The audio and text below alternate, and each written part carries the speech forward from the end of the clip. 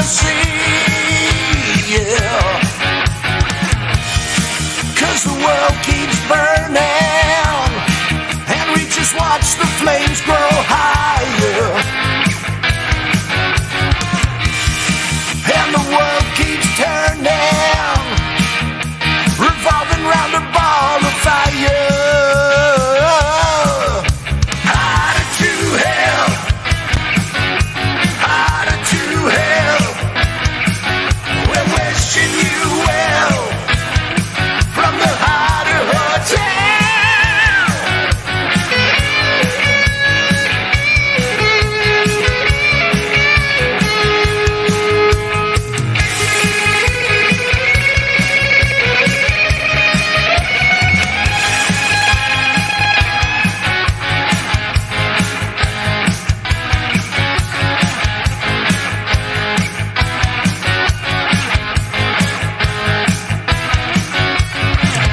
It's an extreme progression, the link between hell and heaven. The higher ground drops out so rapidly, and a proud river runs through, separating us from you and giving us a sense of security, yeah. Protection from the masses, oh, it defines the borderline. And only one street crosses, leaving it all behind. Harder to hell, harder to hell. We're wishing you well from the Harder Hotel.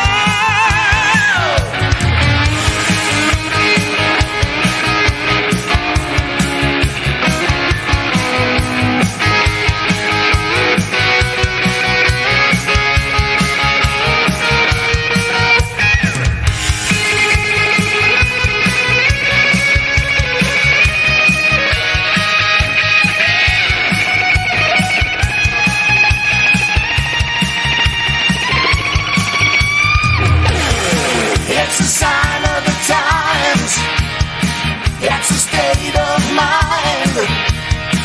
Oh, the bottom line can be so damn unkind.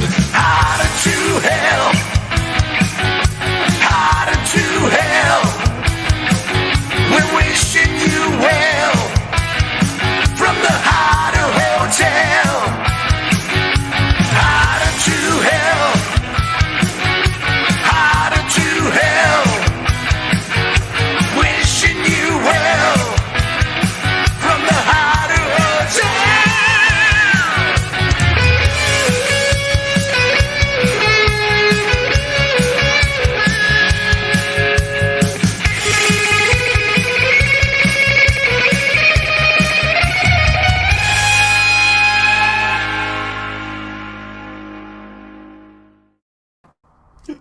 Good evening, folks. That was Hotter to Hell by T-Bone Erickson, Current River. Our very own Paul Schaefer here at the LeBrain train. 2,000 words or more with Mike Ladano.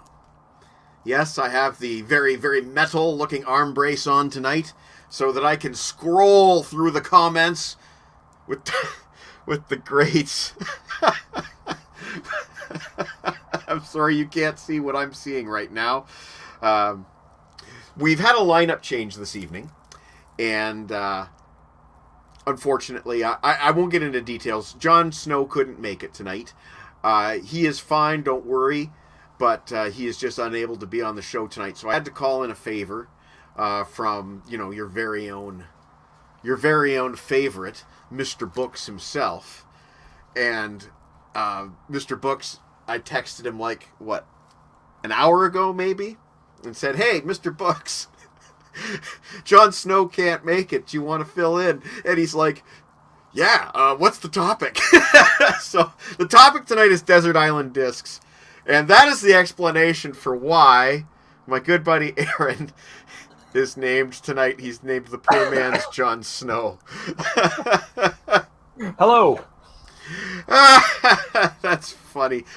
Really, really, really funny that your name is the poor man's Jon Snow, and Uncle Meat will recognize this as soon as he logs in.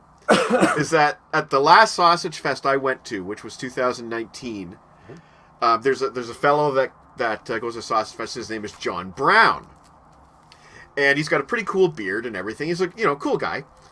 And Meat, he just likes to sing songs. He just makes up songs, right? And he was singing the song about everybody loves John Brown, and then he just came up with the line, "He's the poor man's Jon Snow. He's John Brown." So, without even knowing it, you swiped one of his lyrics. Well, you're right. I didn't know that, and actually, I was playing with different ones in my head, like off-brand Jon Snow, or the Jon Snow who truly knows nothing.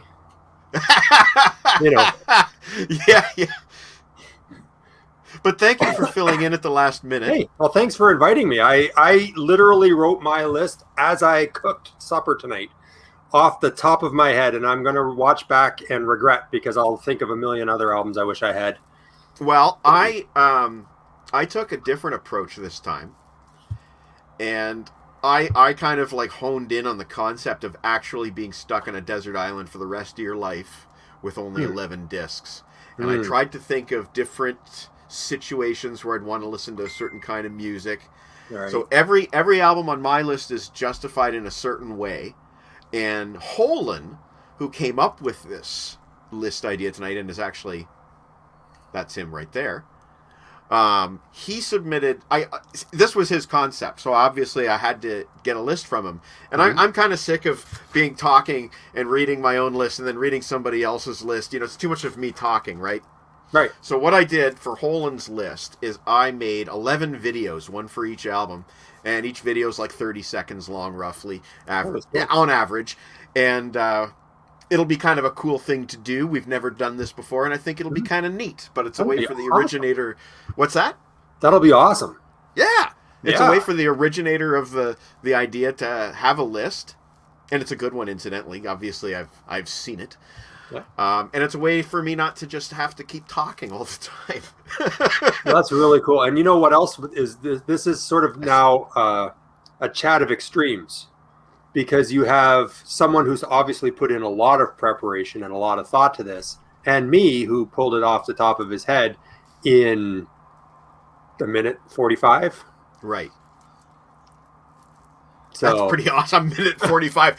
You had it just like the egg timer. It's I got a minute 45 in the egg timer. Go! Well, because I was cooking, and the kids are rattling around, and my wife came home from work, and there's a million things going on, and I get a text that says, "Hey, come be on the thing." Sure, I can do deadlines. So, great question here from our buddy Hoppin from England. Oh, he wants to know where we publish the list well, actually, I usually do it on the following day. I usually do it on a Saturday, and Aaron is the guy who usually writes down the list. Oh yeah, where's my book? And then usually what I do is I take a picture of his list and post it on my website, which is mikeladano.com. All apologies to anyone who tries to read my handwriting for more than 3 seconds. Is it albums or songs? Tonight it's albums. We are doing good. top. and Sarka has a great question, which is where is that sexy Buried on Mars? And that's a great question because Buried on Mars will be on next week. He will be on next week. Let's not get into next week yet. Let's not get into next week yet. The guy? No box sets. Sorry, what's that, Aaron? Is she not in the same house as the guy? She should know where he is. Well, if she doesn't actually know where his physical location is, then I'm a tad concerned. And you might want to get. Did I leave him in the trunk again? Yeah, right. Okay, so we've just been joined by another guest host tonight, and again, there's a story behind the name, and this is because at one point I believe I accused this man of smelling like cabbage. That is why we are joined tonight from all the way from Australia by the Cabbage Lord, Harrison. Hello. Sure. How are you? Have you ever been on with Aaron before? I can't remember. Oh yes. Yes. Okay. Yeah, Iron Maiden. Yeah. Yeah. And I was. I'm showing afraid up I'm not as- buried on Mars. As I was saying, Buried on Mars will be on next week. We're doing a special on Van Halen's 5150. It's one of our T-Bone specials, which are kind of a different format as you've seen in the past. So we're going to do a deep dive on the Van Halen album 5150 and do the usual T-Bone chit-chat. Usually involves him opening a beer. He likes to buy like those craft beers, and at Christmas time, his wife, I believe, got him a craft beer, what do you call it, advent calendar, you know what I'm saying? So every day you open up a different craft beer. There he is there! Hey T-Bone! T-Bone's here. Gentlemen, So next week, T-Bone will be doing a beer decanning, I'm sure, with us, and we'll talk Van Halen 5150. And usually, him and Deke have some good Thunder Bay stories to share. So we'll be doing that. Nice. Now, Harrison, I just was telling Aaron earlier that unfortunately Jon Snow can't make it tonight. He is under the weather, but he is fine. So we will get the bonus of Aaron being here instead, which is Sorry great. for your luck. Hey, I'd like to point out a couple of changes to the studio. Oh yes, please do. First of all, I swapped out and I put in some Strange Animal. Gowan, yeah. So now I have my two big childhood albums here. Does that get your yayas out underneath it or something? No, that's Johnny Cash. Johnny Cash, sorry. Orange Blossoms. Oh yeah, there's a glare. Orange Blossom special. Yeah. Okay. Cool. Yeah, I've got that on CD. Yeah. I put that one That there. must be the because gentleman. The That must be the gentleman. gentleman that T-Bone was talking about. Oh, It yeah. could be. It could be. It's not us. It's not me anyway. Yeah, the second edition is the new amp. Yes, I was going to say that's a beaut. That's the. Now, Aaron, can you do me a favor? Yeah. Can you do me a favor? Mm-hmm. Can you hold up that Johnny Cash album just a moment, or just get the glare off it? Foreshadowing. Is this on your list? Foreshadowing. Or maybe Johnny Cash is on your list. Yeah, maybe. The Gentleman in Black. That's a good one. Yeah. So that's really not good with that glare, is it? Oh well. It's not any worse than the glare from here. Mike Kudis, a.k.a. Maxi Axe, saw Gowan with Styx at Lulu's. Nice. I would love... I saw him at Lulu's too. You saw Gowan solo at Lulu's, though, right? Yeah, I saw the "You Can Call Me Larry" thing. Right. But we saw Strange Animal at the Bayshore here, and then we saw the next one, Great Dirty World, in Guelph at the university. That's cool. Yeah, That's pretty cool. yeah. I almost saw Styx with Gowan. I believe when my wife and I went on our honeymoon, we went to Niagara Falls, and Styx were playing the casino there like maybe a night or two after we were staying. So I was like, damn it. That's an artist that I would like to see live. We have in the house the Isle of Meat. Hello, all. How are you doing, buddy? Not too bad. How was everybody? Is this the Iron Maiden show reunited? Yeah. Yeah, It is, I think eh? it is. I think so. Yes. Boy, my memory. Yes, it is. Yeah, that was a great show. Mhm. Fun. Talk about it. Maiden all day. Yeah, it was good. Hopping on a It bronze was good. leg. I'm just going to put his comment on. He just posted his Desert Island albums. Oh, nice.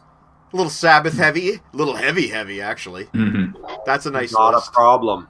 Yes, you do get a distinction, sir. I give you the bronze leg of valor.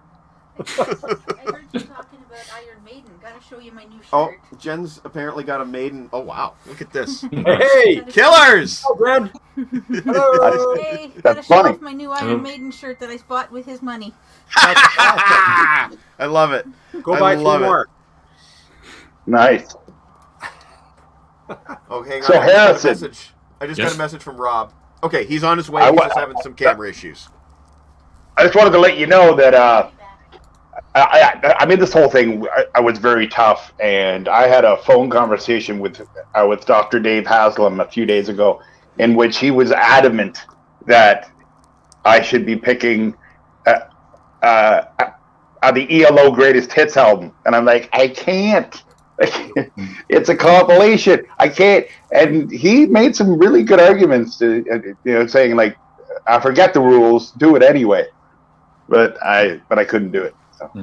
I agree. I didn't include compilations either. I will almost say, did.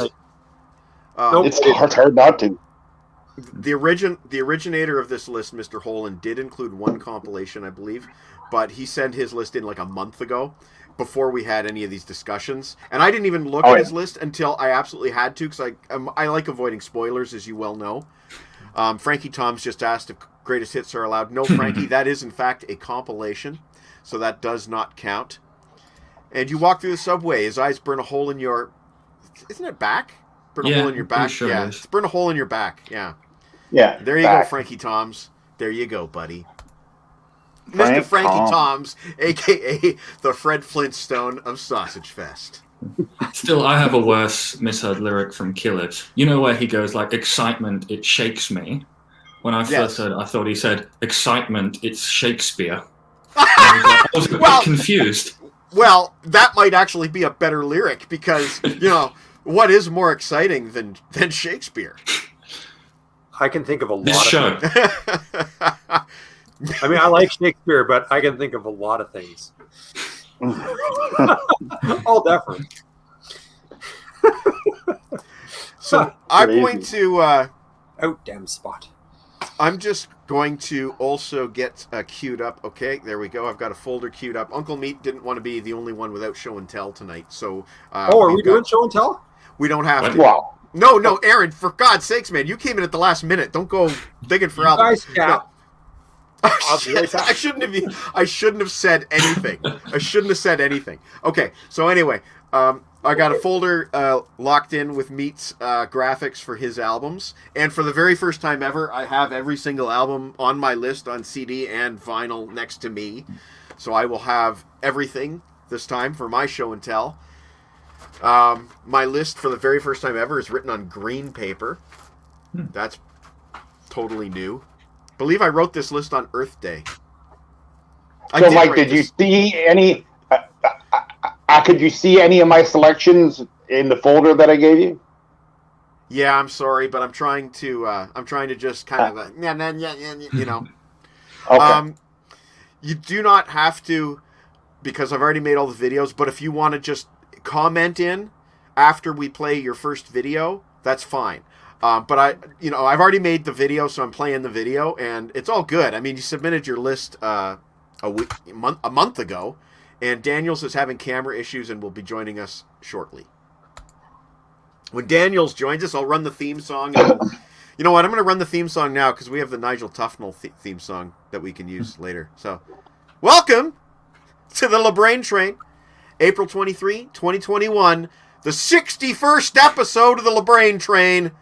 Let's rock tonight.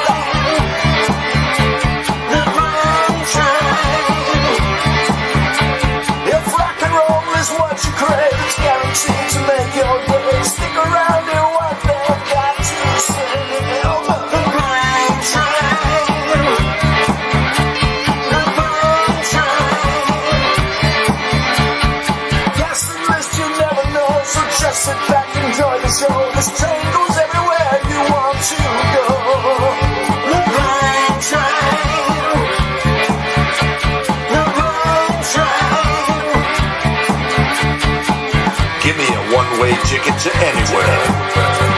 And a glazed donut. To go.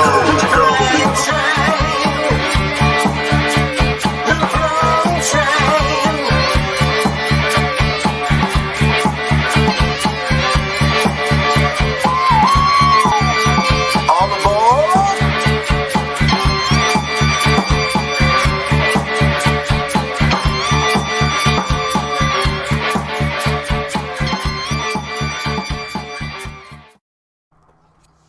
I gotta put this guy on solo layout. Hey, Rob! Hey, Mike. Oh, you're a little quiet, Rob. Oh, okay. See what I can do for you here.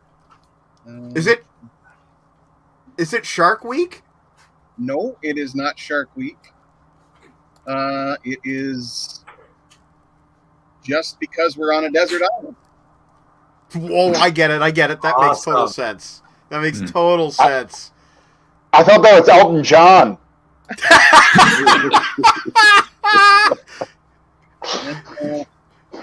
Well, guys, obviously we've had a lineup change tonight, and Jon Snow could not be here tonight. He is fine, but could not be here. And at the last minute, like an hour and a half ago, I texted Aaron and asked him if he was available to fill in, and he scribbled down a list while he made dinner. So this is going to be really awesome. Lana loves your glasses. Thank you, Lana. And Maxiac says hi. Thanks, the axe. So very quickly, Harrison, you've never been on with Rob before. No. Harrison, Rob. Hello. Rob Harrison. I think everybody else has met. That's cool. This is Oscar. Aw. Well, Rob has a Gimli that we'll be seeing, I'm sure. At That's why I some brought him point. on, because I figured Gimli would be there. Gimli will be here very soon, I'm sure. Hey, buddy. Got to be close to dinner time.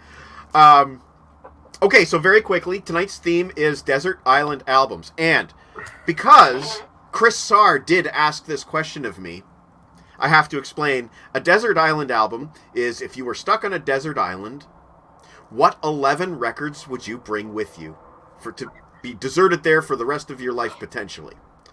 And Chris Sarr said, "Oh, is that what it is? I thought it was something about war." Like, okay. Wow. So I'd like to dedicate this album, this list tonight, my list personally, to Chris Sarr. And Lana says, "You're a cat person, Aaron. What the heck?" What's And wrong no with being a Richard cat Dreyfuss.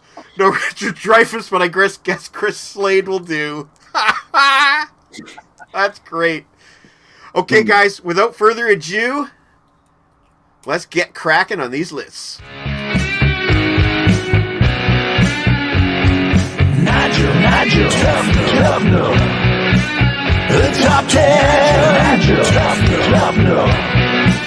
The top 10. Nigel Tufnel. Oh, these ones go to 11. Nigel Tufnel. The top 10. Nigel Tufnel. Nigel Tufnel. Thanks again to T-Bone for all the music. Yeah. All right, guys. Indeed. Do you want me to go first? Does anybody volunteer to go first, or do you want Holland to go first? I choose Holland goes first because he's the originator. That works. Okay, so here is Holland's number 11. And I will state again that we all agreed there'd be no compilations, but Holland sent in his list a month ago, and he's also going to substitute something in for his number 11, which is his compilation. Holland's list. I made sure to follow the lead of not my favorite 11 albums of all time, but the ones I'd want on a desert island. Got to think about convenience, diversity of genres, run times on albums, etc. They're just in the order of when I thought of them, not preference, since that's not really the point. Holland's number 11, Rush, Chronicles. I'd never be able to make it without Rush. This compilation hits all the highlights and some deep cuts. It's basically the perfect compilation album. I'd missed several of their tunes, but this set is hard to knock, and taking a Sector box set is cheating. That's correct. That's what Uncle Meat's exact words. Box sets are cheating. That's cool. Great That's pick cool. otherwise, regardless For of sure. the rules. Great pick. Oh, yeah. Okay. Does somebody want to go next, or do I want to go next? Well, for That'll my be you. well Me? for my Okay. screen, since I'm writing them down, you're in the upper left, so Yeah, it makes sense to go same here. around. Yeah. Okay, let's do it. Same here. Okay, so my number 11 is an album I just got 2 weeks ago, and this is for a reason. Wow. It's Stage Fright by the band. Ah, yes. And it just so happens that this album has a live bonus disc live at the Royal Albert Hall, which is dandy. I don't know if that violates the rules. If not, I'll just take the studio album. Now, the reason I picked this is, as you guys are probably well aware, is that I've really tweaked to the band recently. And I want something fresh to me on this desert island. I know that there are going to be days where I'm like, man, I know all these albums by heart. You know, I can't stand to hear so-and-so one more time. I'm going to vomit. I need something a little bit more fresh. So I picked an album that's only 2 weeks old in my life that I really, really like. And I look forward to really deep diving in my near future. So that's my number 11, the band Stage Fright. Nicely played. Nice. Thank you. Yeah, Very see, good. Thank you. I got to say, I'm going to really enjoy hearing your guys' lists because you've put some thought into yours. So this is fun. This is good for me. Good. I'm now. Did you go in order, or did you go in not order, as is your forte? I just wrote them down. They're still clearing the smoke out of the kitchen upstairs from my trying to think of it. So, so it's all just random. Oh, sorry. off my head. Pause just 1 second. Yeah. Holland would substitute Rush different stages for Chronicles if we want to go by the rules. And to that I say, cheers, buddy. That's a triple live. That's a great pick. And also, okay, just to clarify here, Holland came up with this concept. We all agreed that we were going to do this concept a month ago, and the rest of us just kind of finished up our lists recently because we only really scheduled this recently. Okay. Aaron, your number 11, please. Okay, so in my own wacky way of looking at the world, when you said no compilations, I assumed also no live albums because that's kind of a compilation of stuff from other places, right? So I didn't include any live albums, but that's fine if everybody else did. I don't care. We're leaving that to personal taste. Yeah. So I just sort of thought, like, because I would have picked like the Rollins' Only Way to Know for Sure, because that album will feel pain. I friggin' love that album. It's the That's ultimate a great album. But I didn't put it on there because it's kind of like from all the albums. So my number 11 is the Beano album. John Mayall, Blues Breakers with Eric Clapton. Oh, yeah. We are going for guitar tone. Oh my God. Neat. Yeah. I like it. So this has 12 tracks there, and it's like all you need. If you're trying to learn guitar, go on YouTube, call up this album. The whole thing is on there. Play it at half speed and just figure it out. You'll be popular at parties. Yep. That's great. Nice. Chris Sarr's never heard of the band, but I guarantee he's heard the band. Mm-hmm. All right, Harrison. Good morning. Yes, good morning. How about your number 11? I've taken a list out of Aaron and Holland's books, and I haven't put them in any sort of hierarchy because, as Holland said, that's pointless here. And yeah, along with no compilations, I did no DVDs for obvious reasons, and I haven't put in mixed CDs either because they're cheating. Yeah, absolutely. Agreed. Yeah. You don't have a TV, and mixed CDs are cheating anyway. Yeah. But I did specify by edition of the album. And so with my number 11, I have picked Mob Rules by Black Sabbath, but the 2010 Deluxe Edition, which has a neat extra bonus live disc. Yes. And not only that, it saves me an extra space later on because I don't have to put Live Evil on the list. So I'm being smart. It has Live at Hammersmith, the entire Live at Hammersmith disc, and I believe it also has a couple other bonus tracks too. But because you picked that, because you picked that validates my double the band Stage Fright. So kudos to Harrison. Nice. And I just want to address Lana real quick. Mob She rules. wanted to send in a list last night, but thought it would have been too rude and last minute. Lana, Last no minute. problem. Send in a list anytime. You know what? We'll talk. Okay, we'll get you to participate in a future show. We'll talk. Oh, and happy birthday to Steve Clark of Def Leppard, who would have been 61 today. And Rob looks like a swan. Okay. All right, Eric, you go ahead, and I'll start to queue up your album artwork. Okay. Yeah, we'll see if that works. I'm trying this for the first time, but of course, this was really hard. It was super hard.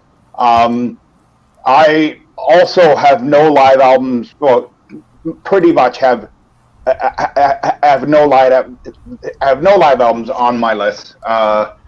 Just studio albums, basically. And I just found it so hard. Like I've always said that my three favorite bands are Rush and Iron Maiden, and yes, and I don't have one from any of them, just because there was so much other things. So anyway, no, my number 11 is a Canadian entry, and it's an album that I've heard as much as any other album in my life, and Neil Young, Harvest is just.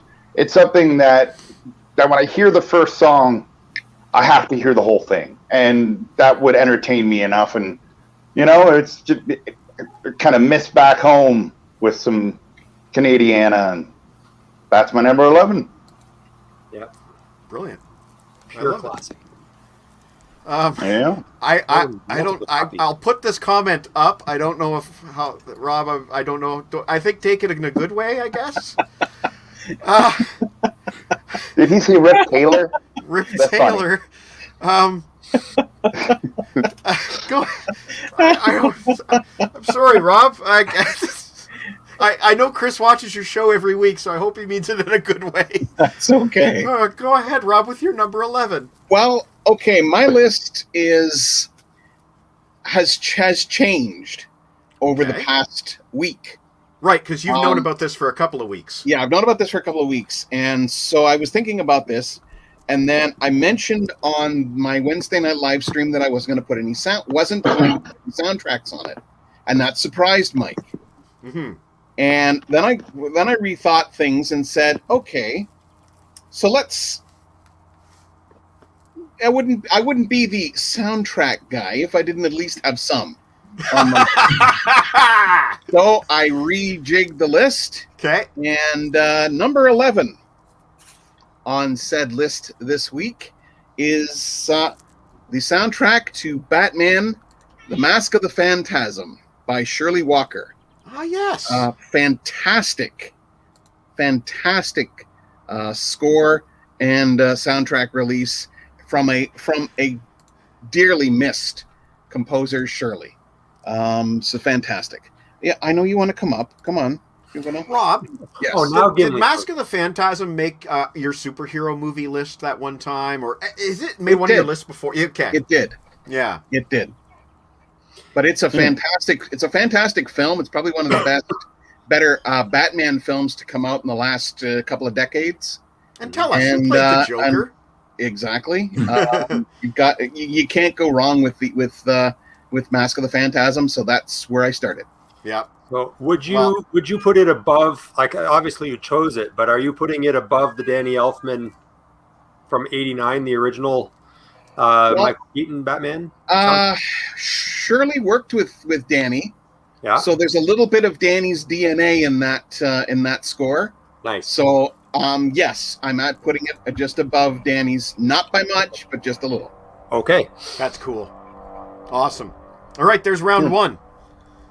Awesome. And Aaron, you are keeping track for Bronze Leg. Who wants to read it later? Awesome. Thank you. Thank you so much. Okay, let's go with Holin's number 10. Holin's number 10. AC. I Like It When You Die. Undoubtedly the most controversial choice on the list, but this one is just plain old fun. Reminds me of summer nights after a college semester, parties, and messing with Harrison today. The band isn't nearly as bad as their reputation suggests. Amidst the typical grind noise, we get several catchy riffs, hilarious joke songs, and this album is the pinnacle, to my ears, of them trying. All their different styles are blended in the correct proportion as they gift us a 52-song album that clocks in at 42 minutes.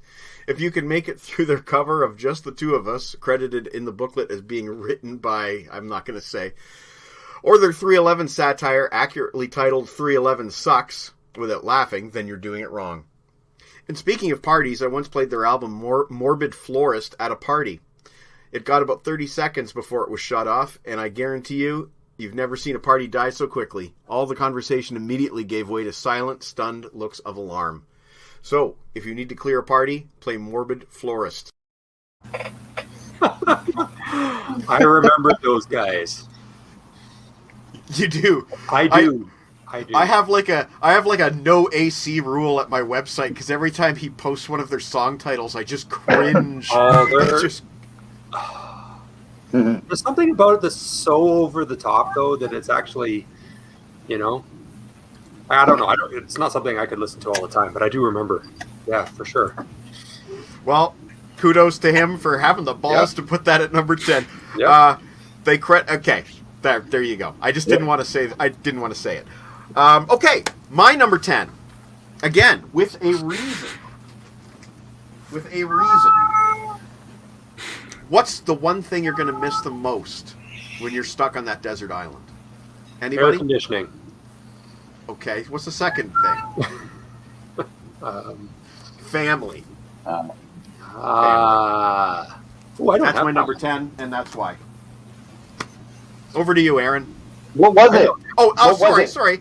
Catherine Ledano, Masked. I don't have that one.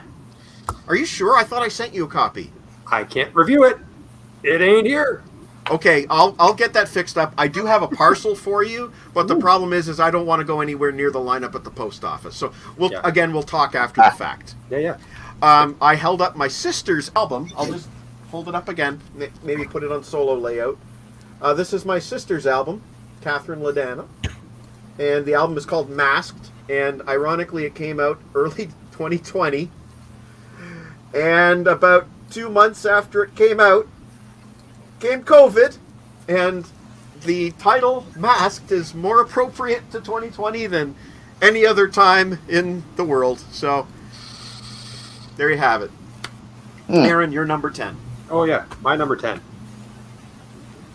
I love that album. Mule Variations, Tom Waits. Wow. Love it. What's he building in there? Now that's the one I'd probably skip.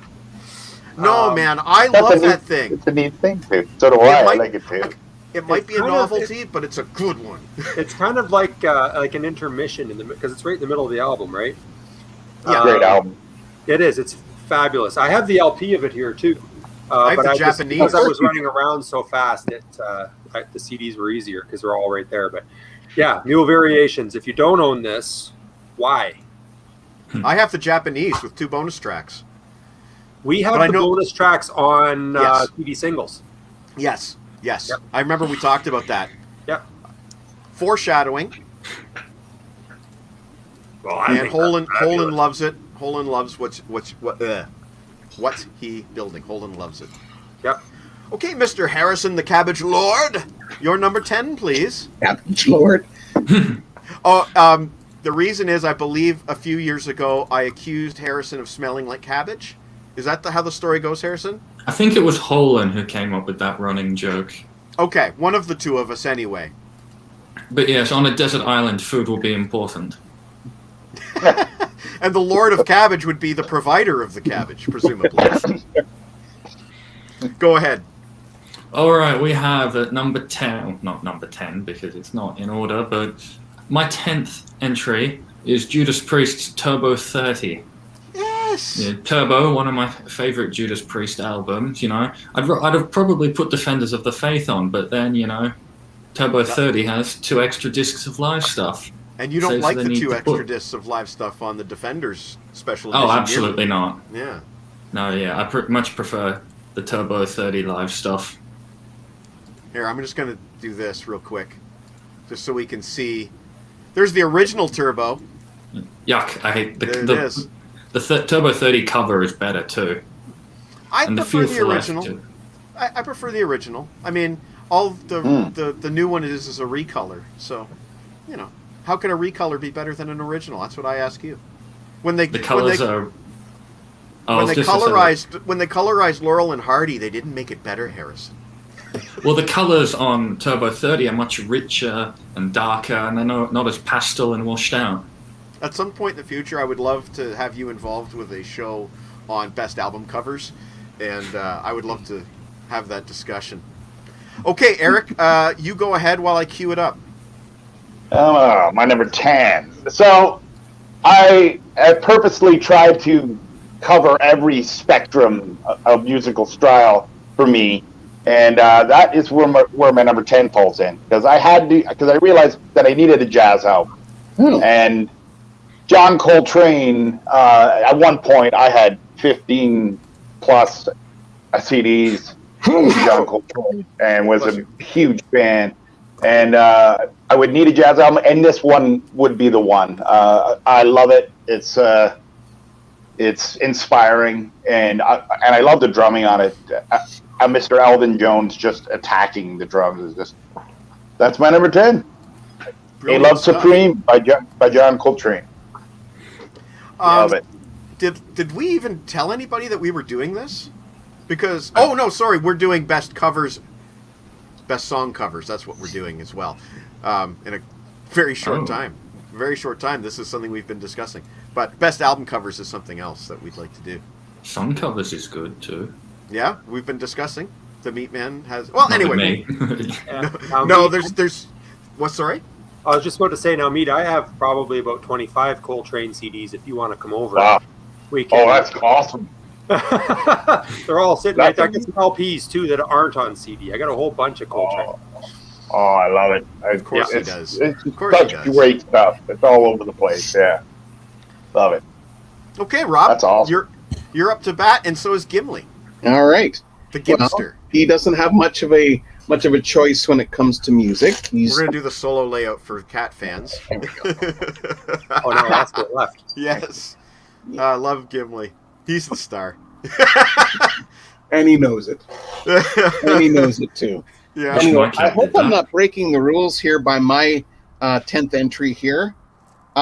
This is an album called the Corellian Edition, and it is music from Star Wars. It's probably a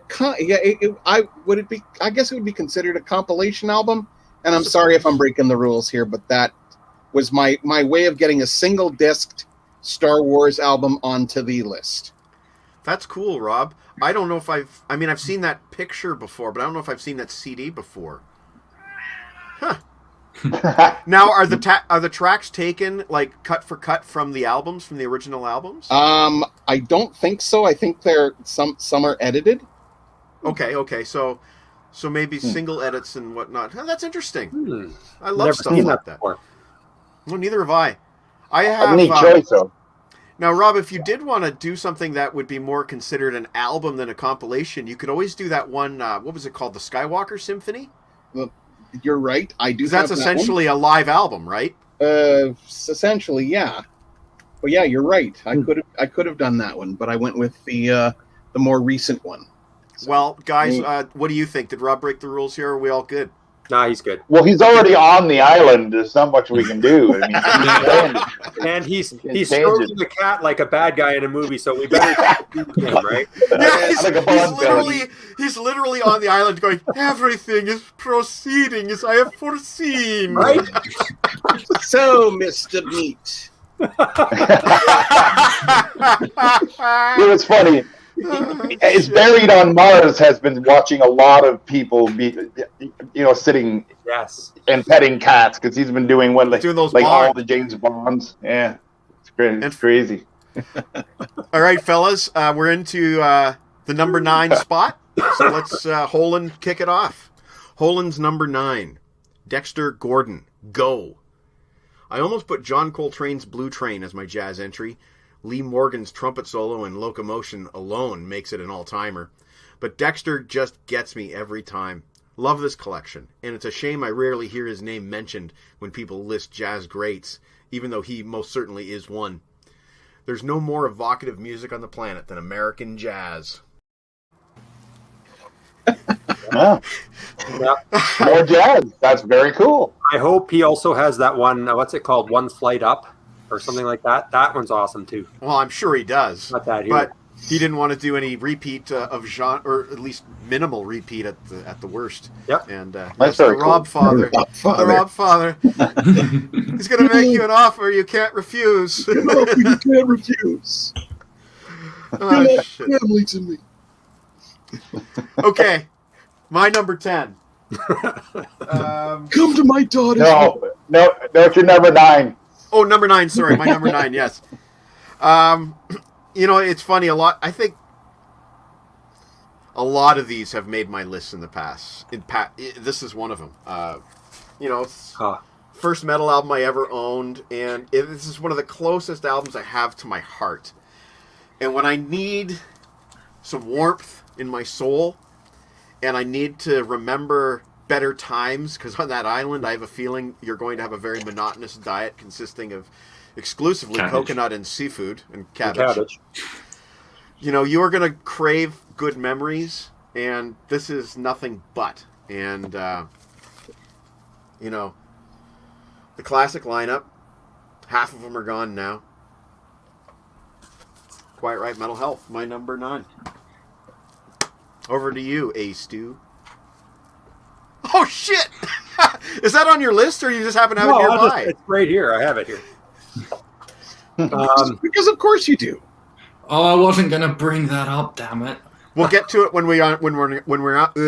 I'm sorry, when I talk so much, my tongue gets tied. When we get to your turn, I will ask that question. But Okay. Aaron, without further ado, you're number 9. Yeah, the next one.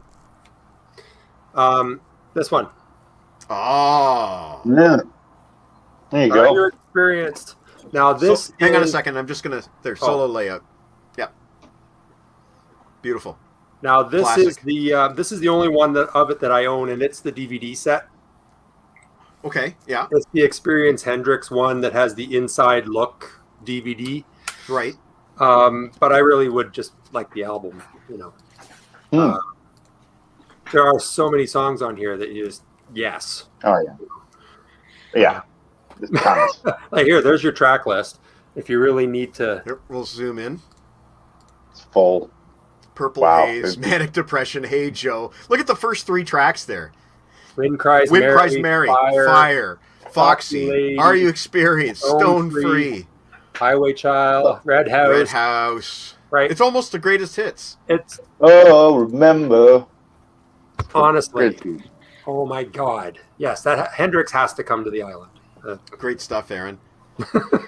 Question from the audience for Harrison Kopp. Tell us your story about Let's Get Crazy from Quiet Riot to Mental Health.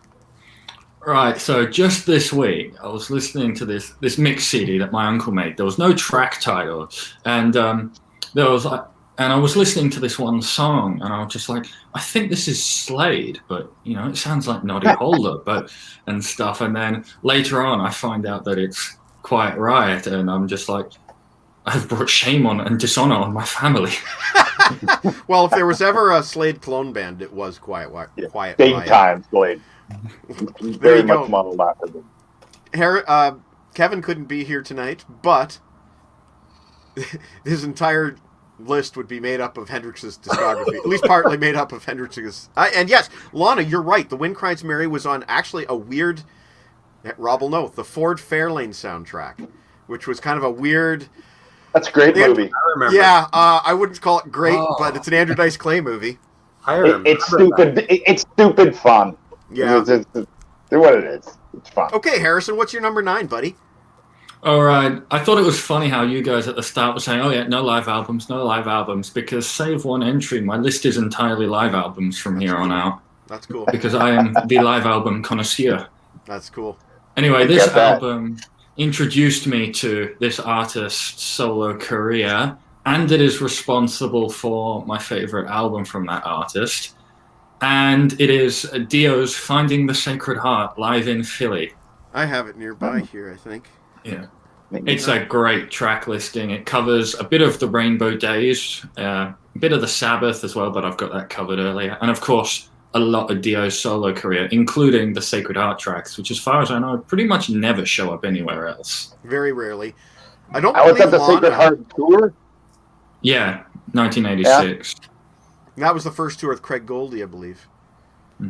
Who I'm hoping Lana will leave a comment, because she just been reviewing a lot of these early Dio albums, and she just got to the Craig Goldie stuff. So I'm curious about Lana's comment there. Good one, Harrison. Yeah. I like that album a lot. Indeed. And That's Meat the Man, iconic. I'm getting your artwork queued up, so you go right ahead with your number 9. Number 9. Well, yeah, it's time to to lighten the mood a bit and some good rock and some more Canadian. And one of the things I looked at was kind of perfect albums where everything is great. So Kim Mitchell and Akimbo Logo, it's like every song is complete gold, and I love the album, and it's a good time. And you're gonna need some good times with sand everywhere, and that's about it. So I hate sand. Akimbo It's coarse, Logo. it's rough, it's irritating, it gets in everywhere. I want to just ask a question to Eric. Nicely played. To the Isle of Meat, I beam you this question. That- You picked all the artwork that I'm using tonight yourself. You sent it to Yes. me. I'm Yeah. just curious why you picked the blue cover rather than the more common red. You know, the Because one that's- where he's got the OPP hat on. because that's the one that I had when I had it on cassette, like Oh, no, I didn't- way back. Wow, I've never even seen that. I have Yeah. both covers on vinyl, but I've never seen that one on cassette. Yep, I had it on cassette. Kevin cheats when he goes to the desert island. But you could say you just pick up a flash drive and you've got 111 albums down the desert island, whatever device you're using. Well, if it's cloudy and the cloud is out there, you can have whatever you want, I guess. There's the red cover. We'll do solo layout real quick. That's the one that Yeah. I That grew one. up with personally. Yeah. No, I remember the other one well. It's funny. As a matter of fact, I remember a few years after, at some point, seeing that and not even knowing what it was. Like, you didn't recognize that it was the same album that you already owned. No, I didn't know that it was a Kimbo logo. I had no idea. Interesting. Yeah.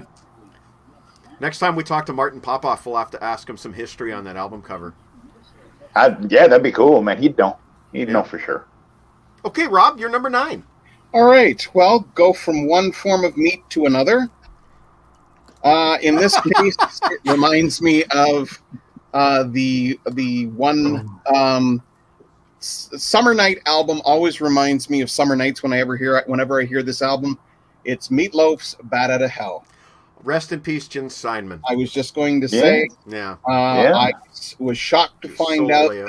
that he is no longer with us. And like I said, whenever I think of summer and summer nights, or beach, Rob which froze. would be a desert island, I think "Bat Out of Hell." Yeah. Here's a true story. Just before all of this quarantine happened now, 13 months ago, 14. I was at work and a lady came in and demanded a copy of that album on cassette. And I said, well, we have the CD. And she said, no, it has to be on the cassette. That's what's in my car. I still have a cassette player. And she said, I played my old copy so much, it's stretched and it doesn't play anymore. I need another one. And lo and behold, we had one. So for 99 cents, she was happy. Impressive that she knew the technical term that the tape was stretched. Well, that's just me talking. She said it doesn't work anymore. She played it so much it didn't work anymore. Well, that's a cool story regardless. Yeah. And Rob, thanks for bringing up a Jim Steinman album. I mean, I'd kind of forgotten about that. I'd usually say something like that at the beginning of the show, so we'll take a minute to say rest in peace, Jim Steinman. Yeah. Okay, well, that was a great round. We are on to the number 8s. And Holden is up. Holden's number 8. Tom Waits, Rain Dogs. If it's raining on the island at 3 a.m., what record am I going to turn to? That's right, the one with beatnik poetry, as I imagine a seedy underbelly to a small town, engulfed in cigarette smoke and the familiar stench of regurgitated Guinness. This is a record to take you to a certain place, and escapism is a valuable commodity when you're stranded. Clap your hands. First repeat appearance for an artist. Yeah, that's a great Yeah. album. It is a great album. Yeah. It's actually my favorite of his, for sure. It's the one I've listened to the most, at least. So good. Cool. All right, my number 8. Oh shoot! I forgot to grab this one, but that's okay. I'll just grab an image on Google. I also figured there's going to be times on this album, on this island, where you are going to be needing some spirituality. And I kind of thought about, well, maybe a Stryper album, but no, I didn't want to go there. Instead, what I chose was an album that is quite spiritual, but is also just a good progressive rock album that has made my list a number of times in the past. And it is... Marillion. No, it is Streets of Rock Opera by Savatage. Now, yeah. Marillion can get spiritual, especially the later stuff with Steve Hogarth. But this is like a... Oops, I think I just unplugged my headphones. This is like a full-on, almost like Christian experience, this album. There's blatant lyrics of, referring to Jesus and whatnot, and I gotta admit that the storyline kind of makes me cry a little bit at the end, and sometimes you just gotta fucking cry, you know? Sometimes you just gotta fucking cry. That's one thing I've learned in the year 2020, 2021, is that sometimes you just gotta fucking cry. So that is my number 8, Savatage, Streets of Rock Opera. Nice. Well, Very cool. We got quite a bit of spirituality now because we've also had John Coltrane's Love Supreme, which, of course. Yeah. So, is it me? Yeah, it's you, man. Oh, it's me.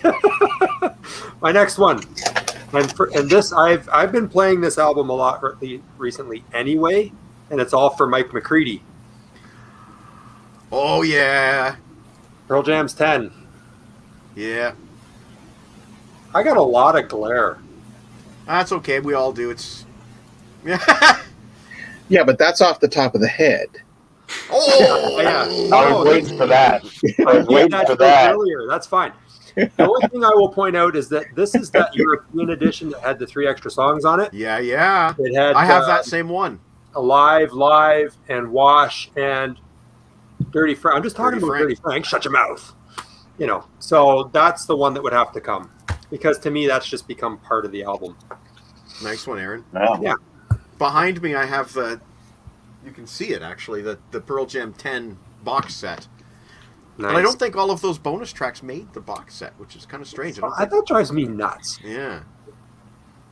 Their second album, I actually considered their second album as a choice for mine, because I love that album a lot. First Year University, man, we crank that thing all the time. Yeah, it's great too. Yep. I'm gonna dim this light a little bit so you're not blinded. Harrison, how would you like to go with your number 8? Yes. Yes, number 8. Yeah. This is a band that doesn't usually have a horn section, but I'm sure you'll agree with me when I say everything sounds better with horns. Yes, it does. Yeah. And this is Deep Purple live at Newcastle 2001. It's not the most exhaustive track list, it's not them in their prime, but it's got a horn section, and it's got some great deep cuts like Hey Cisco and Sometimes I Feel Like Screaming, and horns. Did I mention the horns? Mm-hmm. Love Sometimes I Feel Like Screaming. Good one. Sorry, that's the Newcastle, that's Australia 99, right? It's 2001, I checked. 2001. I checked this list. I remember that one. It came out around roughly simultaneously as the same time as that box set, I think. Yeah, about a year or two. Yeah. It's got Jimmy Barnes as well guesting. But I know I have it horns. here somewhere, but there's so many damn Deep Purple live albums, So many. Great pick, though, Harrison. I know what you're talking about. Another one with a good horn section is at Paris 96, live at the Olympia. All right. Expert of the live albums. All right, Eric. Deep Purple and live albums can be annoying whenever I do a Deep Purple song of the week, because they've got 50 live albums, and I have to be like, Do I really have to listen to all of these? At least you can narrow it down by singer. Yeah. All right, That's Eric, true. you go ahead with your number 8. My number 8, I just had to pick this just because it would be a way to actually have like 14 albums, or was it 13? Or whatever. Because Kiss, an album called The Originals that you could get on vinyl, you probably can't get anymore. It's probably worth a lot of money. I have. But it is actually their first 3 albums. The Kiss self-titled, and Hotter Than Hell, and my favorite Kiss album, Dressed to Kill. So I'd be able to bring 3 albums in one slot of one. So I just had to pick it, and again, it would just be a nice mood changer, and that's some good times. So Kiss, The Originals, my number 8. Wow. I have a question though. Is that cheating? I don't think so. I'd like to throw this question to Harrison. That is an album. That is an album. It is an actual album. It's called The Originals. Harrison, you be the judge. I would say no, because I'm thinking like with a double album, you know, like take The Wall. It's 2 discs, but you need both of it. And I guess. I mean, on the fence. I put Mob Rules, the deluxe edition, on mine, and that's technically Mob Rules and Live at Hammersmith Odeon, and that was fine. So fine, all right, we'll let him have It does have. I count it. Here, hang on. I would say yes. Sorry, Aaron, put it up again. There it is. Oh, the back cover. That's sorry, it. It's the back cover. Okay, so what's that a picture of, Aaron? Can you describe for me what the back graphic is showing us? Pretend I'm interrogating you in a court of law. Will the witness please describe that night? I don't remember what happened this morning. If the witness were to describe the back cover for us. This is Kiss, Hotter Than Hell, and Dressed to Kill. And there's 3. What do you call those things? Yes, but I see where you're going, but it's in one package. Aaron pleads the 5th. It's The Originals, baby. Rob, you're the tiebreaker on this one. Compilation or not? Well, I know little to nothing about Kiss, other than their film Kiss and the Phantom of the Park. So I am staying out of this. Oh no! Well, if Chris Sarr got a vote, we'd know where the votes would fall. But we'll let Mead off. We'll let him off with a warning. Controversy. I love it. Okay, Rob, top that. I honestly can't, but I'm going with my number 8. I could have chosen any one of the series of albums that come from this, but I chose Season 2, and this is the Season 2 Battlestar Galactica by Bear McCreary. Yeah. It has some amazing music on it. Just a couple of examples. I can think of there's a couple on here. Promise to Return, but Prelude to War has to be one of my favorite.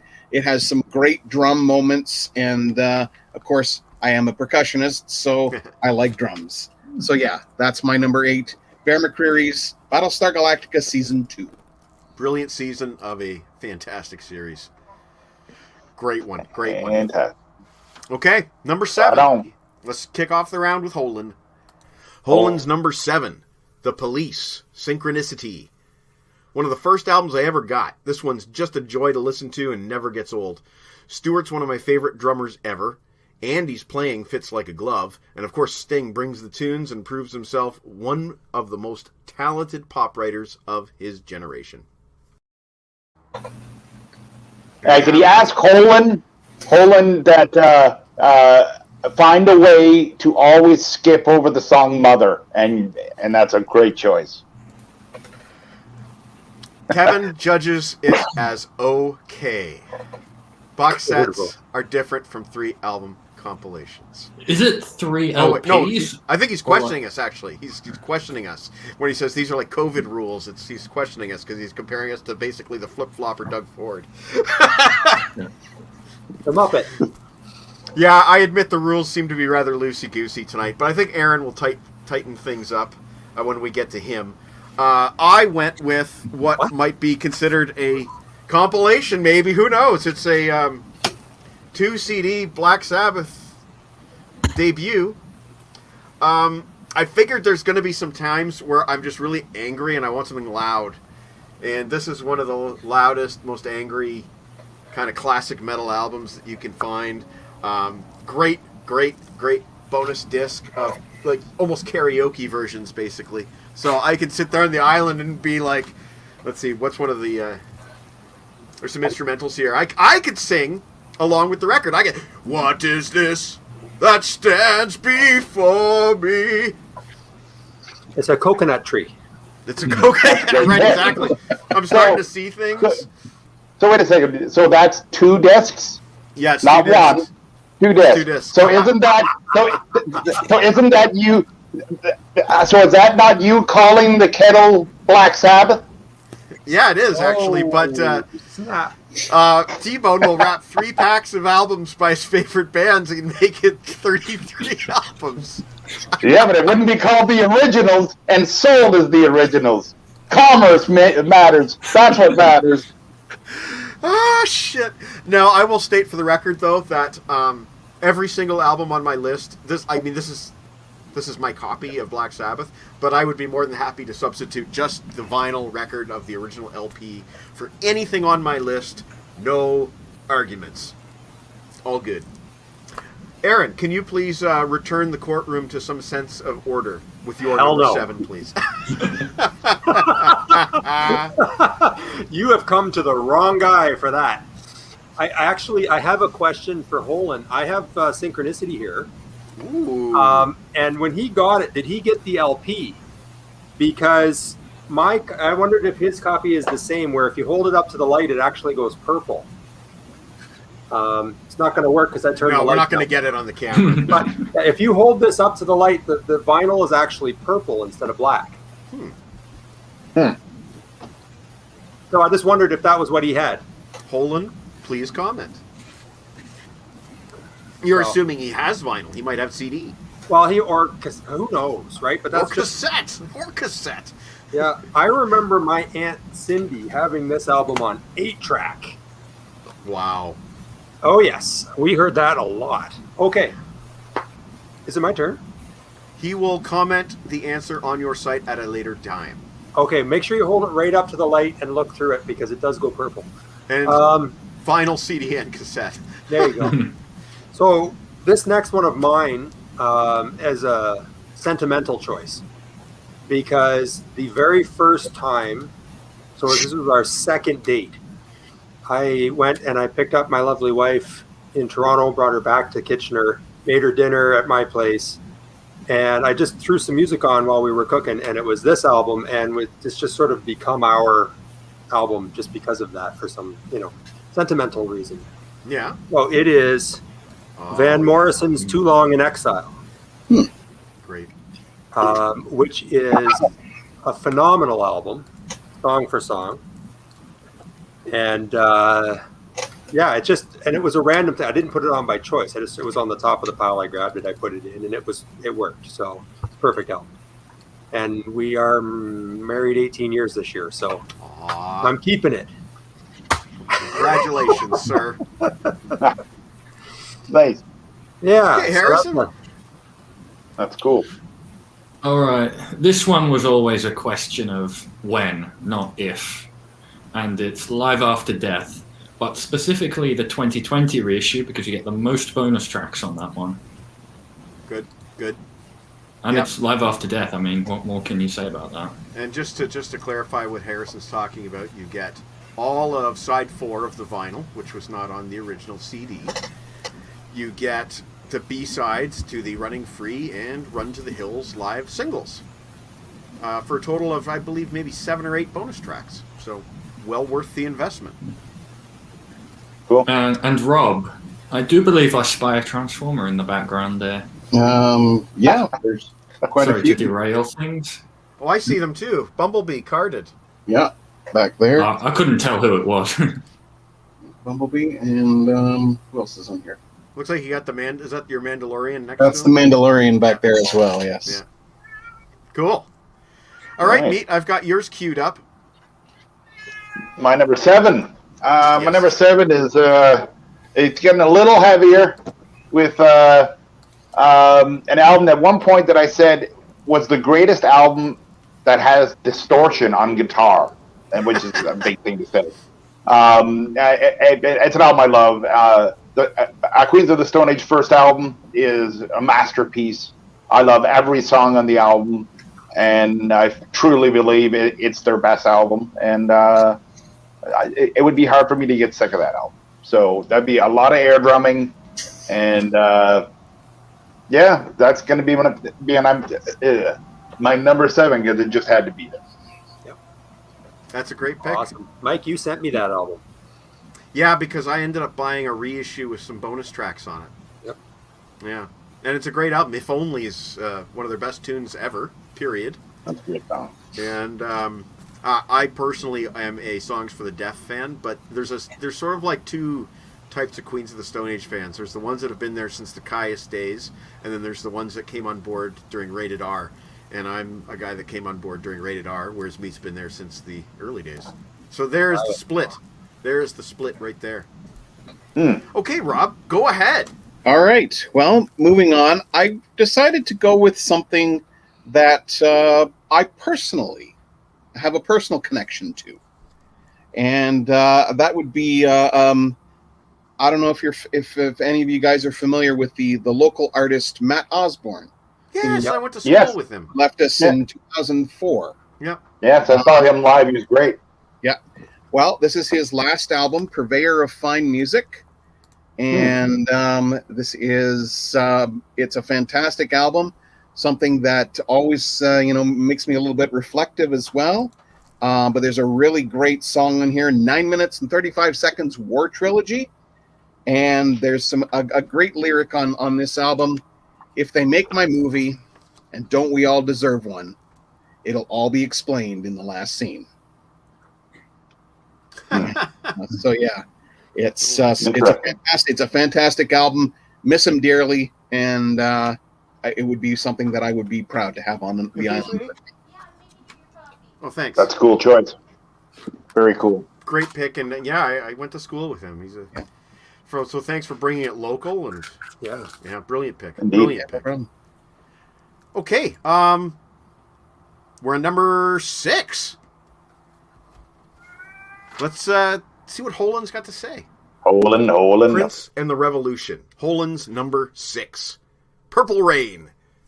Speaking of the most talented pop writers of a generation, Purple Rain. I considered the double album Sign of the Times for Max Prince, and that one is also a masterpiece, but this one's just too eclectic to not have with me. Not a dud in the track list. Every song puts a smile on my face. Interesting. Glad to see Prince represented. Yeah. And it's a soundtrack. Yes, it is. It is. You're right. You're right. Quite a soundtrack is what it is. I would love to talk about what Lana just asked about right there. I'm on record as not a fan of biopics, but we'll see what happens.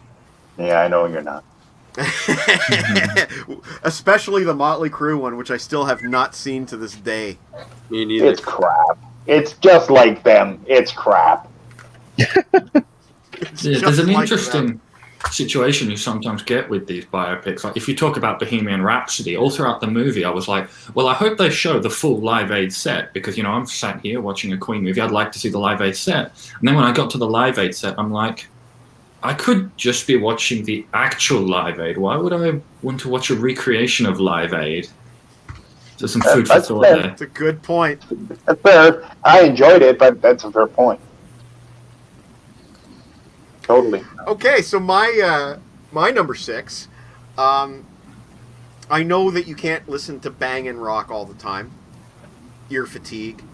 Sometimes you want to get contemplative. Sometimes you want to have something quiet. And I thought about it, and I thought about it, and I thought about it, and I figured I'd bring this with me. Yep. American 4, Johnny Cash. It's probably his most commercial of the American albums, but it's got so many great songs on here besides Hurt. The Man Comes Around, Bridge on Troubled Water, I Hung My Head. Personal Jesus, In My Life, which is a song that I played at my wedding. Desperado. Oh, man, so many. We'll Meet Again. Yeah, this album makes me cry too. So that'll serve multiple purposes on my island. Mike, you know what's funny about that is that I actually had the first American recordings on my list. Then I changed it to the second American recordings, and then it just came off the list. But that's how much I love those albums that I couldn't decide who to do, and then just said fuck it. So, I'll say for the record, I'm not going to bother with a list of runners up tonight, but that bumped Blue Rodeo off my list. oh yeah, wow, that's cool. Aaron, Yes. your turn. Oh, okay. Yeah, no, we've got all those Cash albums here and the box set, The Unearthed Yep, same box here. set. Yeah. Yeah, because they do not overlap as much, very No. much at all. No, there's one disc in the box set that's just got sort of a collected from the rest of the albums, but the rest of it's all other stuff. Yeah. So my next one is some CanCon because I have to fulfill the rules.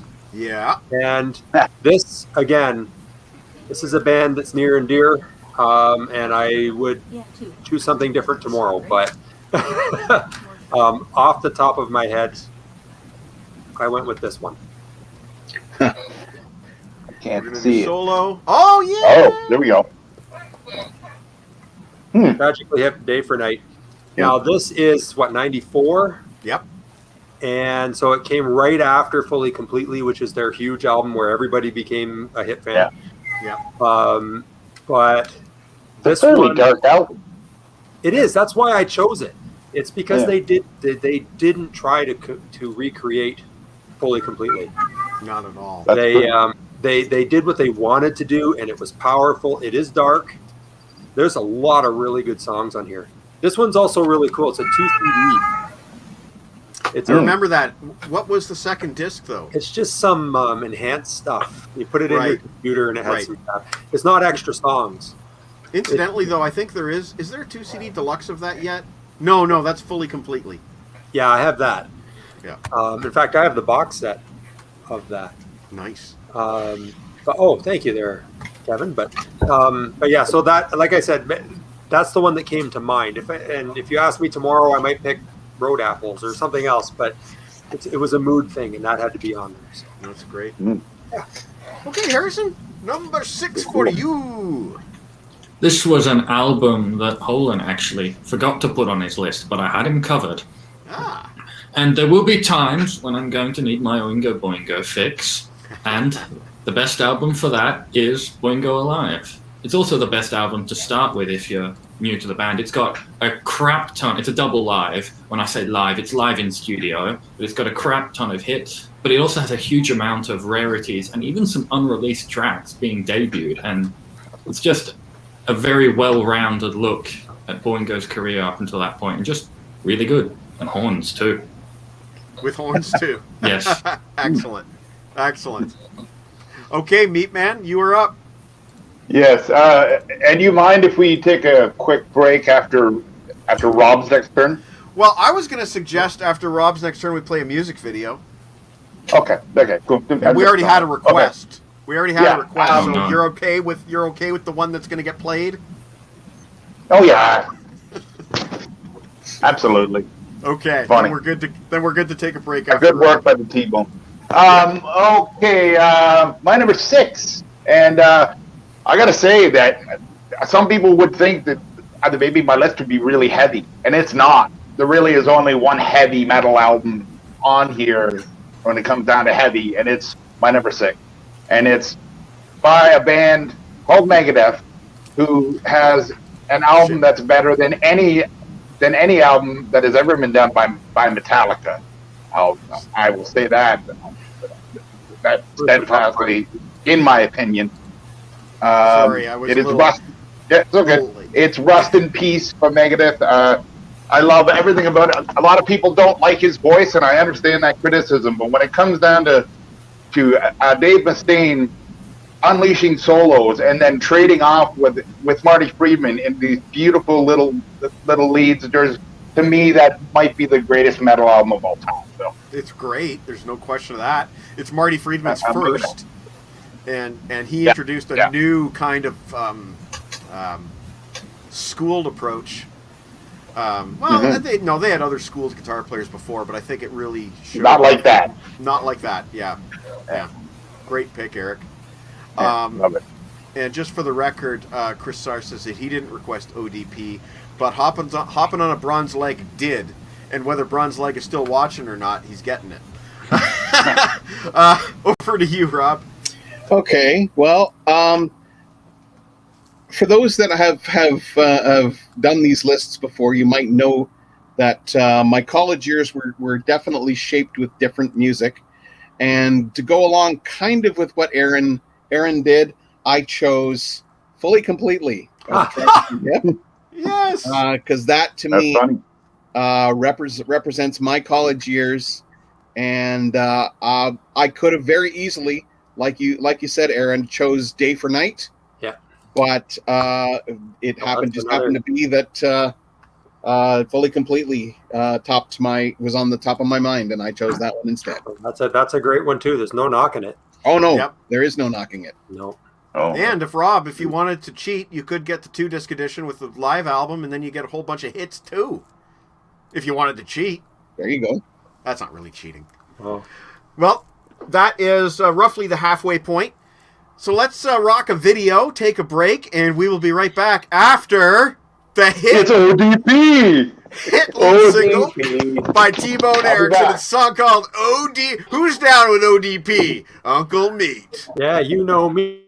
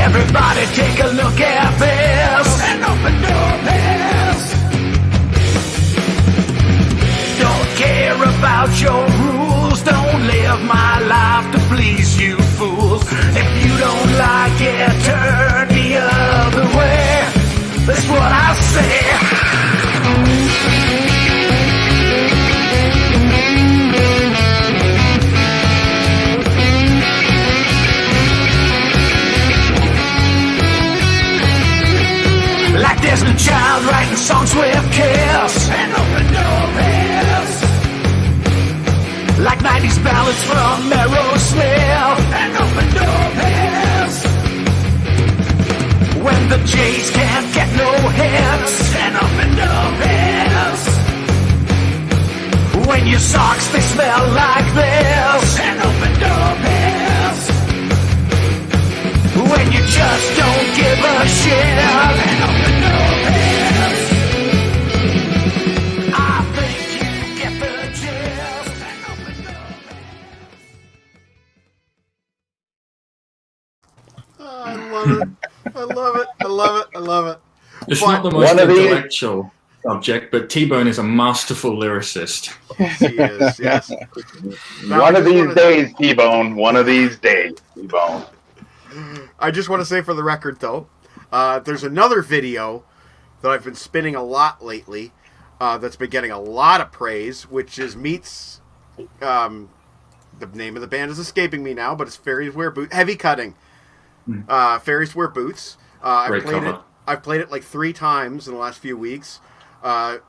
Harrison, you put that song on your best versions of that song list. I will when I get around to writing will. the list. So, you know, we Well, tease. thank you. We tease, but, you know, there's a lot of praise going around, too. And one of the most common questions we get every time we play that video, and maybe you can answer, is what year is that?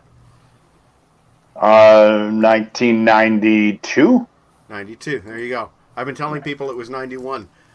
So, there you go. Maybe we'll run Fairies Wear Boots at the end of the show. People love it. Forget reunion with Ozzy. They should have hired me. Funny story that I'll tell just before we go to Holin's number 5.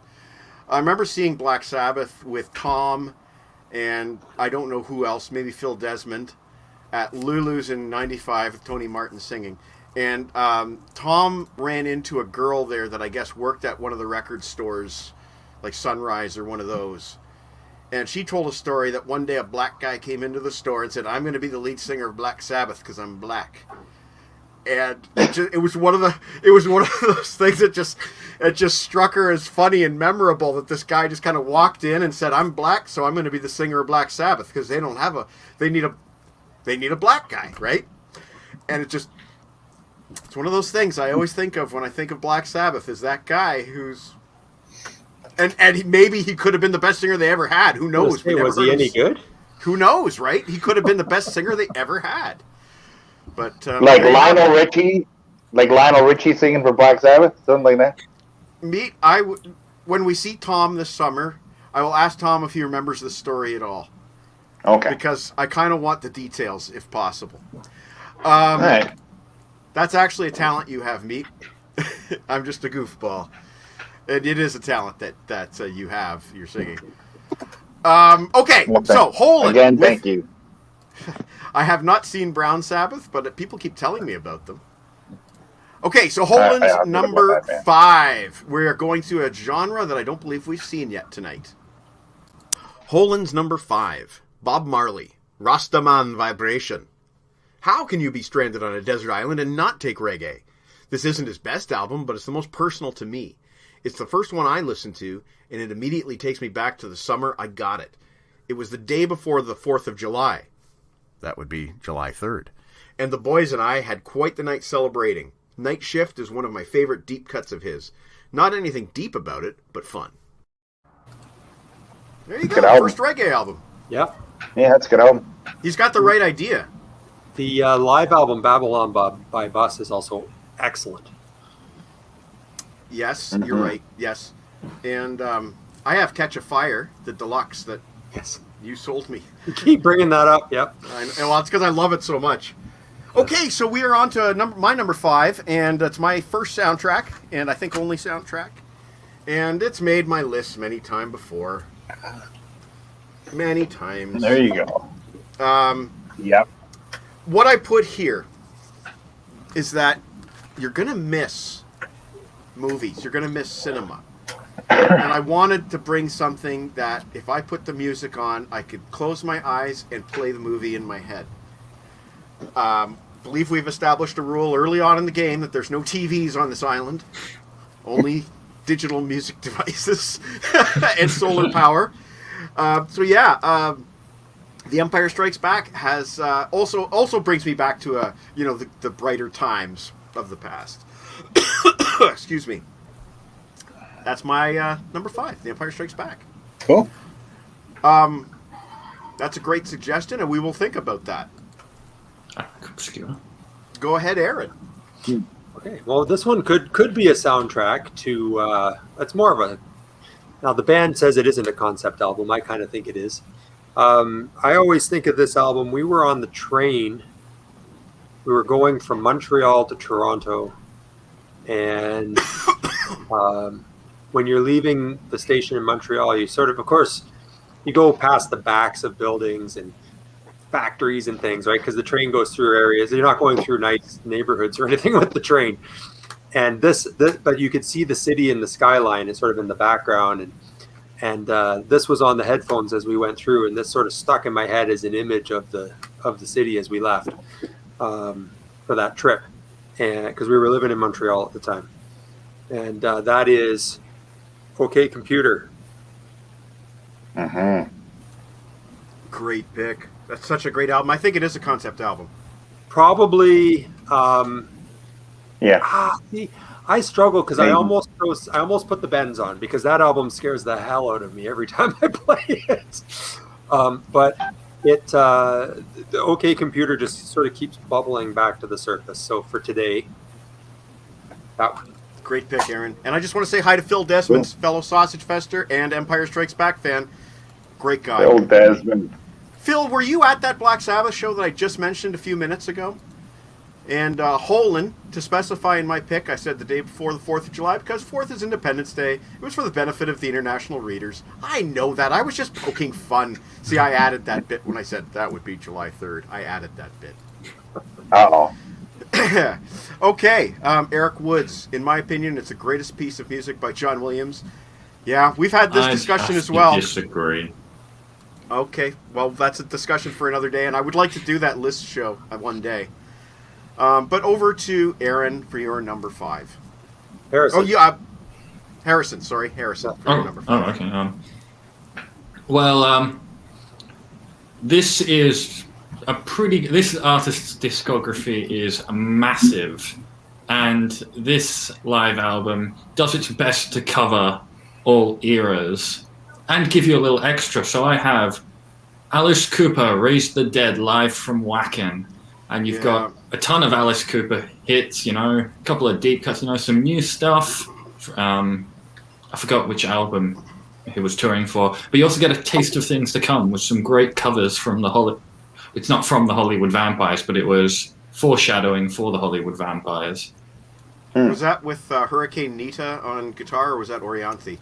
I think Orianthe. It was 2013 it was recorded, I believe. I think that's Orianthe. Yeah, that's towards the end of her run with Cooper. Great pick, Harrison. I love... you probably know better than I would because you read my site so much. Is that the Blu-ray disc that Aaron gave me for Christmas one year? Yeah. Is that the one? Yeah, that's the one. Oh, cool. Okay. Yeah. I have it as a 2 CD plus a DVD in one digipack. Whereas Aaron got me the Blu-ray. Yeah. That occupied me for a lot of hours that Christmas. Yeah. So, yeah, great pick. Okay, Meat, I have your next one queued up. Unfortunately, it's a little bit digital looking, but we'll get her up there. My number 5, the metal scene is going away for me and has been for a while. One of the greatest albums of all time. I'd have to bring with me the greatest vocals and harmonies and melodies that I've ever heard. And Pet Sounds by the Beach Boys. I mean, I can listen to it over and over again. Way back when I was, it was after the record store at the Meat Ghost Pod or whatever you want to call it. I was resurfacing CDs and I came across Pet Sounds and I had helmets on or headphones on and put it on and ended up listening to it like 3 times that day just because I just couldn't believe what I was hearing. So that one just had to be on my list. Pet Sounds, Beach Boys. Really nice, Eric. Really nice. Number 5. Brilliant. Okay, Rob. Number 5 for you. I assume that since we're on this desert island, that we will not be having access to computers and such. So, Well, yeah. so I had to go with something that, while it's a soundtrack, it's also from a computer game. Ooh. And that's the soundtrack to the video game The Dig.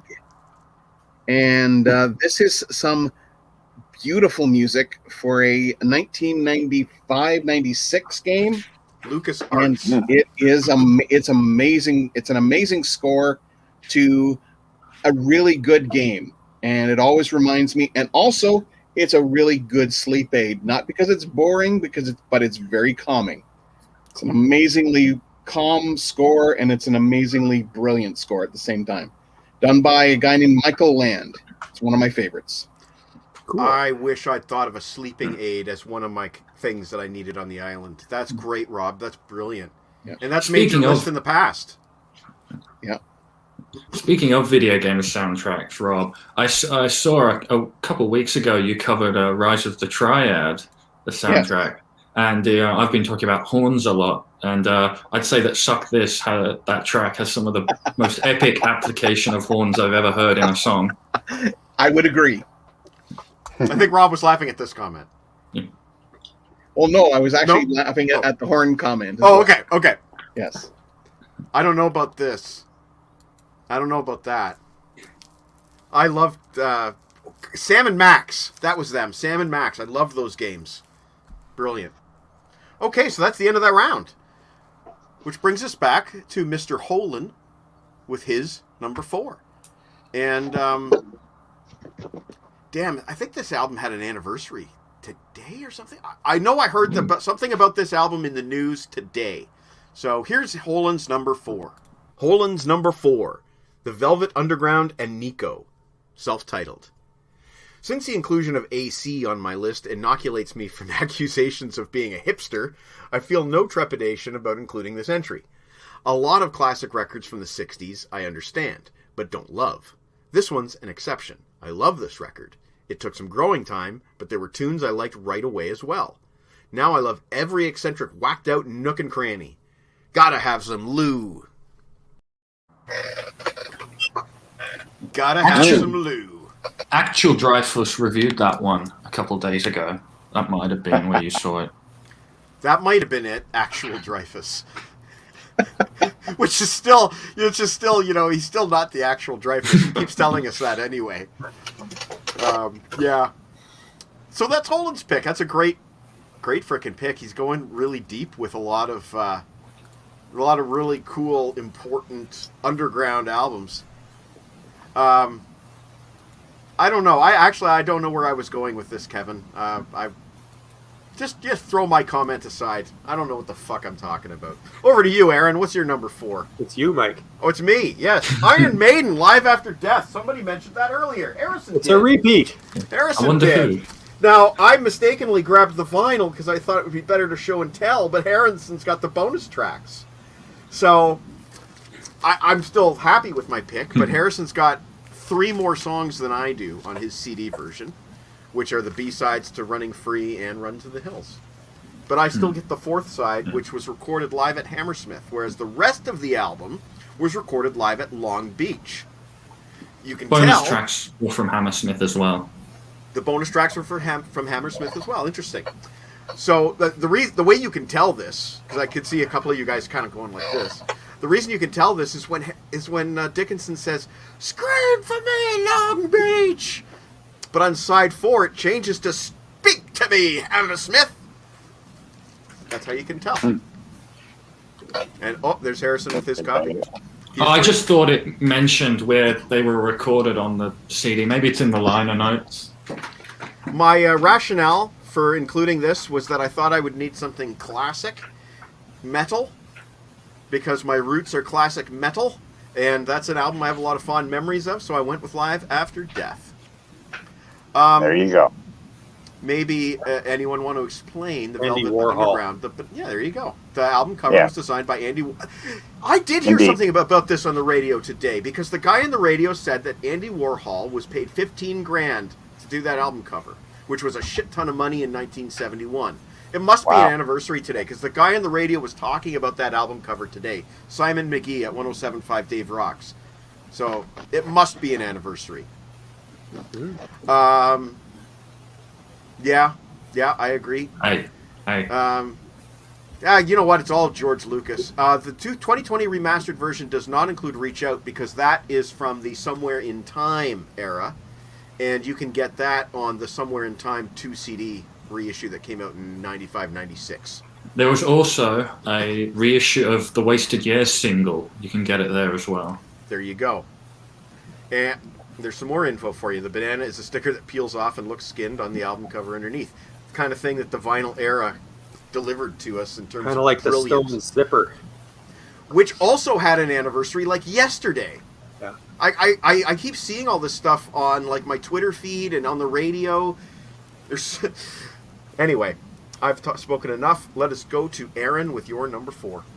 Right. Okay. So this next one is it might seem obvious, but if you're really listening, it's kind of cool because it's like one idea, and then they improvised an entire album out of it, and that is Miles Davis, Kind of Blue. There we go. Some more jazz. Oh, so yeah. not Metal Machine music then. No, actually, not even close. No, this album, it just speaks. So yeah, that has to be there. This would be an any list if the house was on fire and you had to grab one.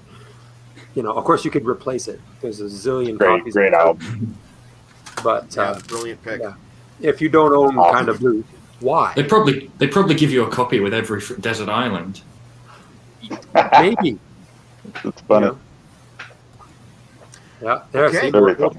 And I also want to point out that Aaron's CD remastered there, I remember specifically, it fixes an error from the previous CD version that there was something wrong with the timing.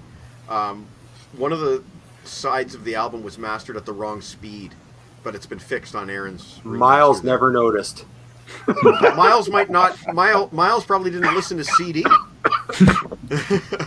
No, you're probably right. Okay, over to you, Mr. Cabbage Lord. All right, it's time for some Blaze Bailey, We knew it and was coming. I have picked his finest hour and a half in Alive in Poland. You get some smashing renditions of the of some of the most essential tracks from his time with Maiden. You get Virus as well, you know, the rare track from his time. He really breathed life into that song, Virus. You know, it was just sitting on a compilation. And you also just get smashing renditions of so many great tracks from his solo career, you know. I believe you, LeBrain, said something along the lines of it's going to get a review that will convince even Aaron. Yeah, I felt very strongly about it when I bought it. I'm thought glad you that did because I made you buy it. Whatever track it was, I can't remember which one we spoke about. I thought it was the best performance of that particular track ever. I can't Tough remember as which one. Steel? I can't Might have remember. been, but I thought maybe it was one of the Maiden era tracks. I thought Most of the Maiden songs on there, I think, are the best performance of that song ever. So, pretty much, yeah. What was Cool, that called Harrison. again? Live in what? Poland. Alive in Poland. Poland. Okay. It's hard to get nowadays because it's not Yeah. on iTunes, it's not on Amazon. It's sort of been forgotten, which is a real shame because it's one of his best albums. Well, I believe the version that I bought, which I can't see right now, but I believe it was import from Poland. So, you know, I had to pay a bit for the shipping. I got an Argentinian import of the Heaven and Hell album live at Radio City Music Hall. It was just sitting in my local CD store one day, and it was priced as a special import. It was labeled as one too, and I'm just like, I can't leave that there. When am I going to see that in the wild again? I don't believe Reach Out is on Somewhere in Time Remastered. No, it's only on the 95 2 CD reissue and whatever Harrison said, The single reissue of Wasted Years. which is a vinyl. Yeah. Some years ago, Maiden reissued a couple of their singles and stuff on vinyl, and I believe Wasted Years was one of them. Best B-sides would be another great list show one day. Okay, They've got an Meat, album called Best of the B-Sides. Well, so do a lot of bands. Okay, Meat, up to you with your number 4. I've got it locked. My number 4 is again staying off the metal train in a very different vein that rhymed somehow. Ah, yes. Let's just hope that there's a lot of pot plants on this desert island. And one of the greatest albums of all time, again, Redheaded Stranger, beautiful. There's a YouTube video out there that I've posted before that is him playing the whole album in 1975, back to back, and it's incredible. And the album is gorgeous, so it had to be on my list, and it's what knocked Johnny Cash off, because it just had to be this one, so that's my number 4. Willie Nelson, Redheaded Stranger. Great stuff. All right, Rob, number 4. Okay, number 4. I passed this around a few times and thought, okay, well, since we're going to be on a desert island, I'd like to have some sea shanties, maybe something along those lines. And I thought, no, I'm going to need a compass to get around better. So I went with Stan Rogers' Northwest Passage. Nice. Oh, As you can see. yes.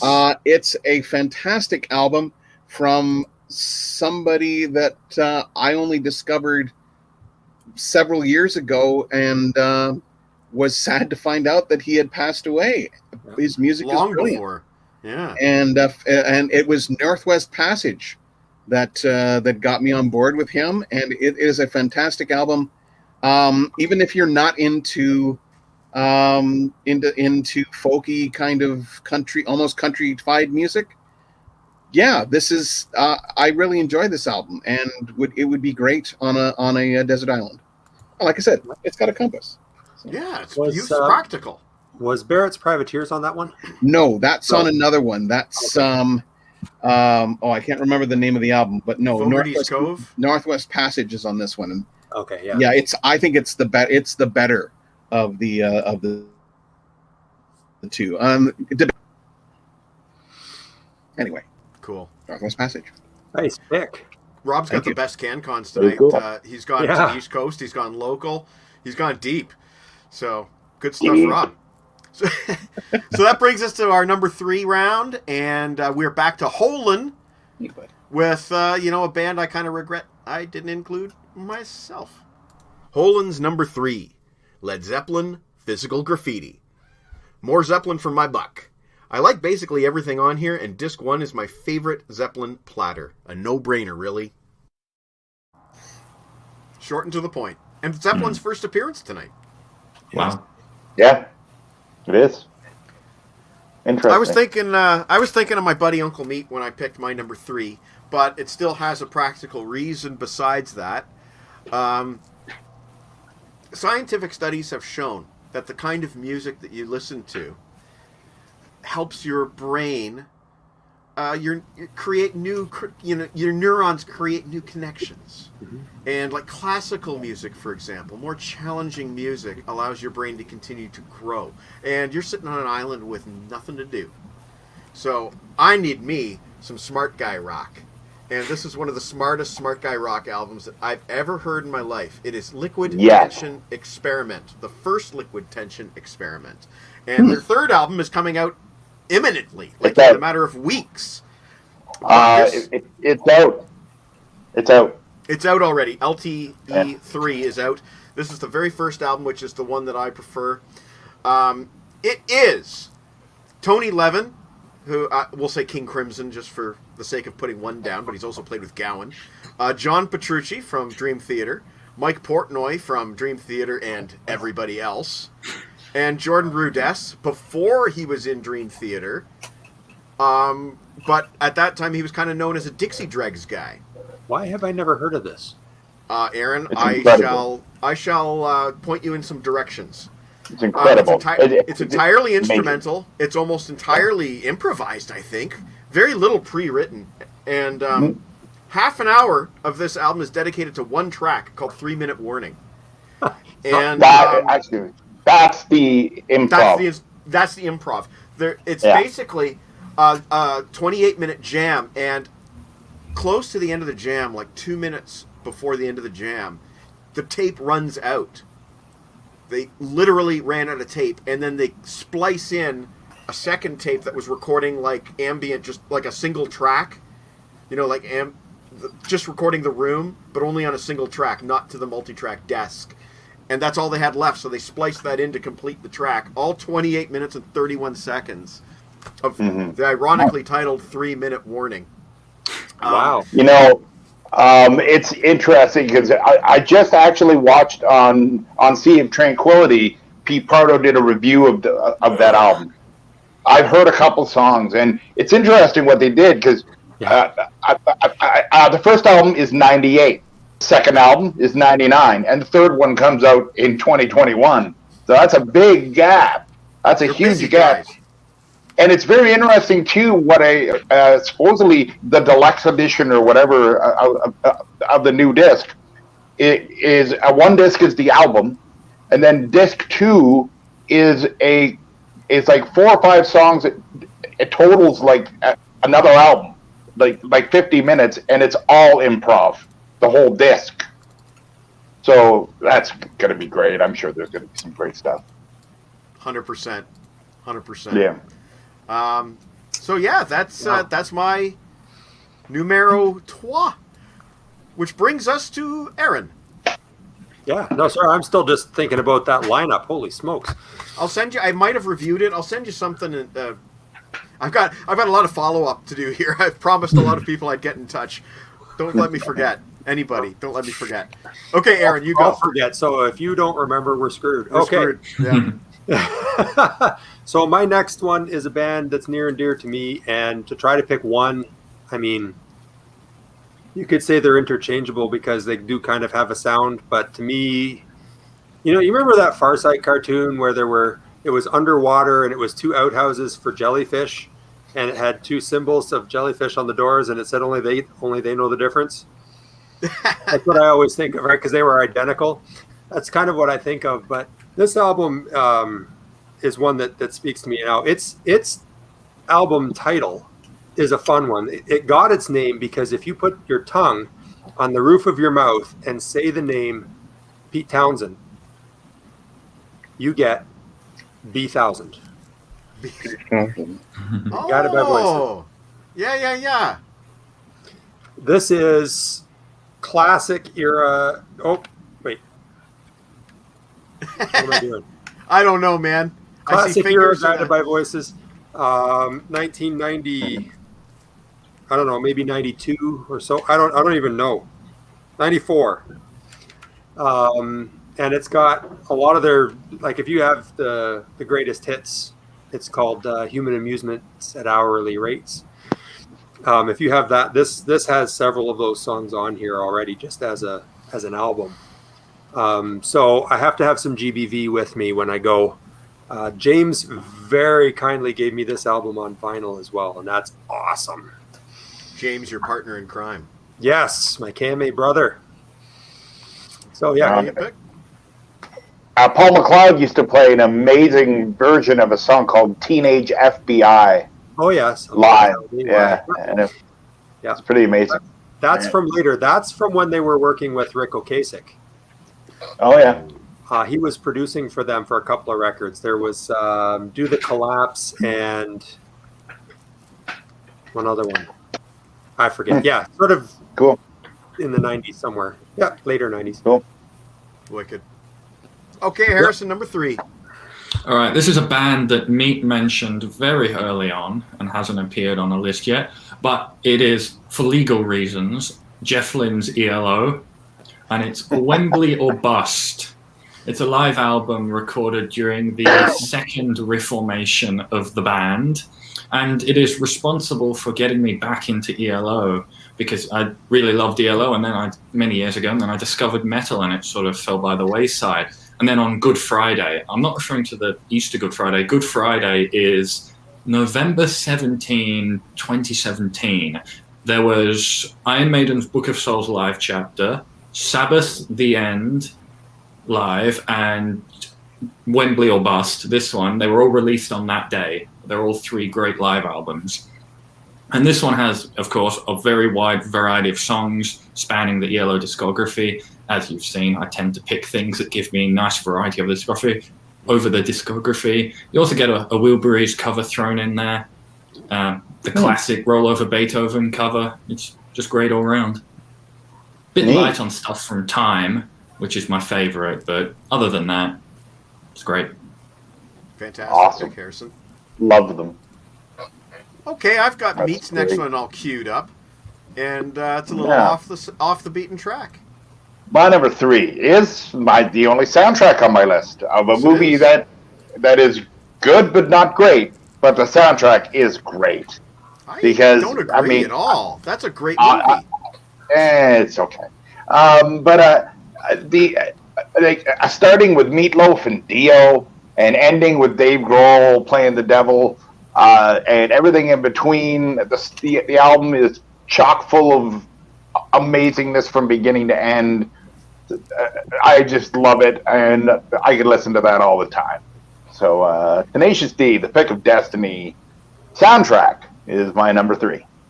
Car Crash City. Brilliant track. And All great. what's the one where they're on the roof? Storm the gates! Oh, yeah. Storm the That's- gates! That is one of the greatest songs in rock history. Storm the Gates, Tenacious D. It's full of great stuff. It is absolutely brilliant.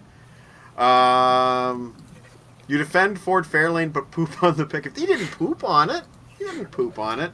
No, I'm not pooping on it. It's a good movie. It's just not great, in my opinion. I've had this argument with Tom many times. Tom just loves it, and whatever, and I don't love it. I think it's just good.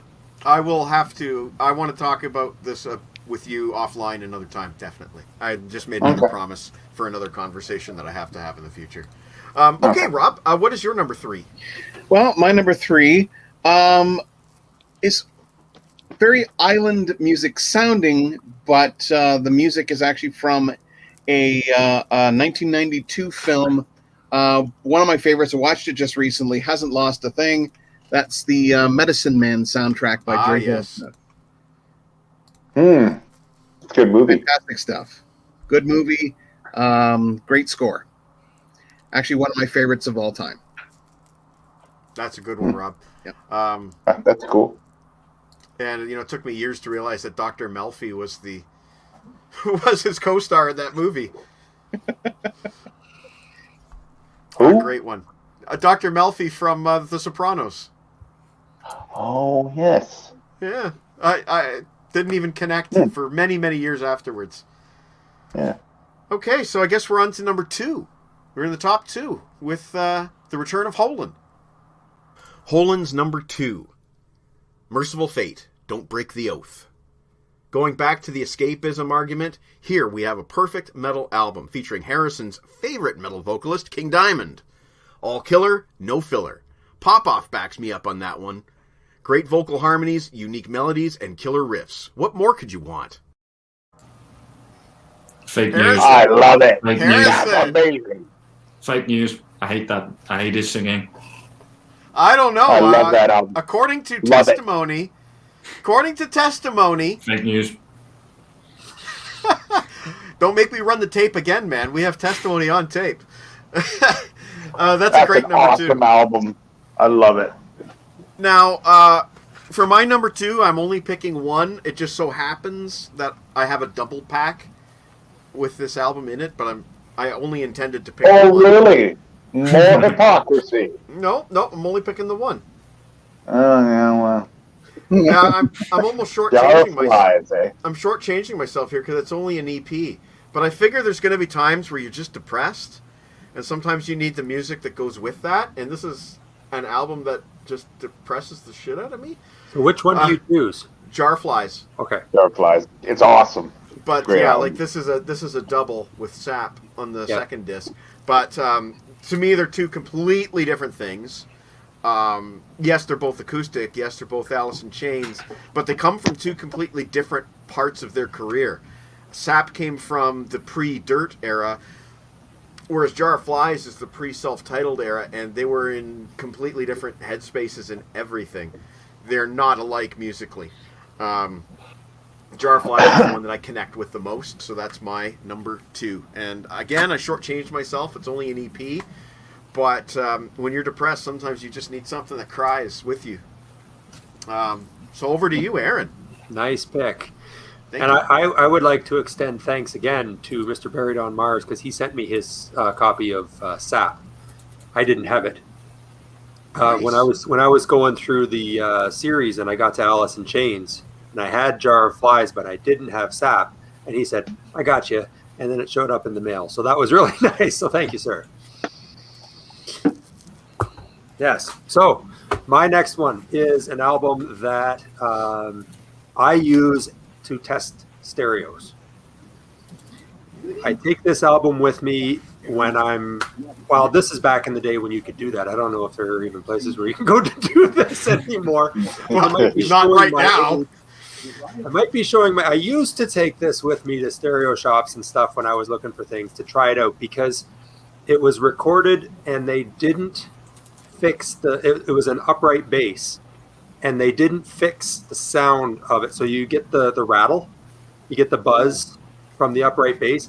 And so if you can hear that at low volume on a stereo, you're doing well with the sound. And that is Wynton Marsalis, Standard Time Volume 3, The Resolution of Romance. That is Wynton Marsalis, and that is his dad, Ellis Marsalis. Yeah, that's right. That's Ellis. And this, I have their Christmas album. Yes. And, oh yeah, or the Snoopy album, I should say. Yeah, Joe Cool's Blues or something. Yeah, that's it. This though, top to bottom, there's 21 tracks on here. Like, and I play the trumpet, and there's one on here that I tried to learn how to do. It's not gonna happen. But fabulous. It's a bunch of standards really, like where or when. In the wee small hours of the morning is on here. Like there's all kinds of stuff, but it's just that good. And the sound is perfect. Great pick, Aaron. Yeah, and I actually found an LP of it, and it's harder to find on LP, and it sounds even better. Yes, it is harder to find an LP. Yeah. Me. Okay, Harrison, number 2 for you. All right, I might end up with some redundant VHS due to the way that this album is packaged, but it also happens to be my favorite thing that Sabbath have ever done, and it's Cross Purposes Alive, featuring Tony Martin and pretty much all eras of the band except for Ian Gillan and Glenn Hughes. Ton of great tracks, plenty from his era, plenty of Aussie tracks, like The Wizard as well, pulled out after 20 years or something. Yeah, you know, harmonica and all, you know. Just great. That's cool. Right on. I will also plug that one of the best things that we've ever done is reviewing that set together. I did the CD, you did the VHS. And because the VHS has 3 extra tracks on it. Yes. Anno Mundi. Neon Nights. Neon Nights. And Mob Rules, yes. Yeah. Which you unfortunately cannot have on your desert island. Okay, Eric, do I have yours queued up? No, I don't. Quickly, I just wanted to say, in the comments, I saw something. Someone was talking about Peter Gabriel. Yeah, Peter Gabriel 3 is coming up. Well, you could technically get around some more albums because I believe his first 4 albums are all just called Peter Gabriel. So if you said, okay, Peter Gabriel self-titled, you'd have to give the guy 4 albums for one, I think. 3. Right? 3. Is it 3? Is it 3? I think they're differentiated by album art. Either that or year. Yeah. But Intruder is definitely on the 3rd Peter Gabriel. Absolutely, for sure. And there was one that he did in German too, wasn't there? That he did it in English. There was one that he did that was in English, and then I think in German he did the whole album again. Could be. Sang it in another language. I have it here. There are a few albums in rock history where they're recorded in multiple languages. David Lee Roth's Eat 'Em and Smile is another one. It was recorded in English and Portuguese. Wow. Really? Yeah. Crazy. Okay, Meat, I've got yours ready to go. My number 2. So many Frank Zappa albums to choose from, and I've recently seen an episode of The Contrarians with Marco and Martin that where Martin Popoff was saying that his favorite Frank Zappa album is "You Are What You Is," and I found it very hard to not pick that, but I ended up going with Roxy and Elsewhere, which is technically a live album, but Yes. it's not your normal live album because it's the only album. Like the songs were released when he played them live, so it's a little different. Yeah. And it's an amazing album. It's by far going to give me my prog smart guy effect, fixed there, because the music passages are amazing, and it's one of my favorite albums. And Roxy and Elsewhere, Frank Zappa, number 2. Holland's providing some additional information that Peter Gabriel did have a fourth self-titled everywhere except North America, where it is called Security. There you go. There you go. Over to you, Rob, with your number 2. Yeah. My number 2 choice, again, moved up and down the list quite a few times.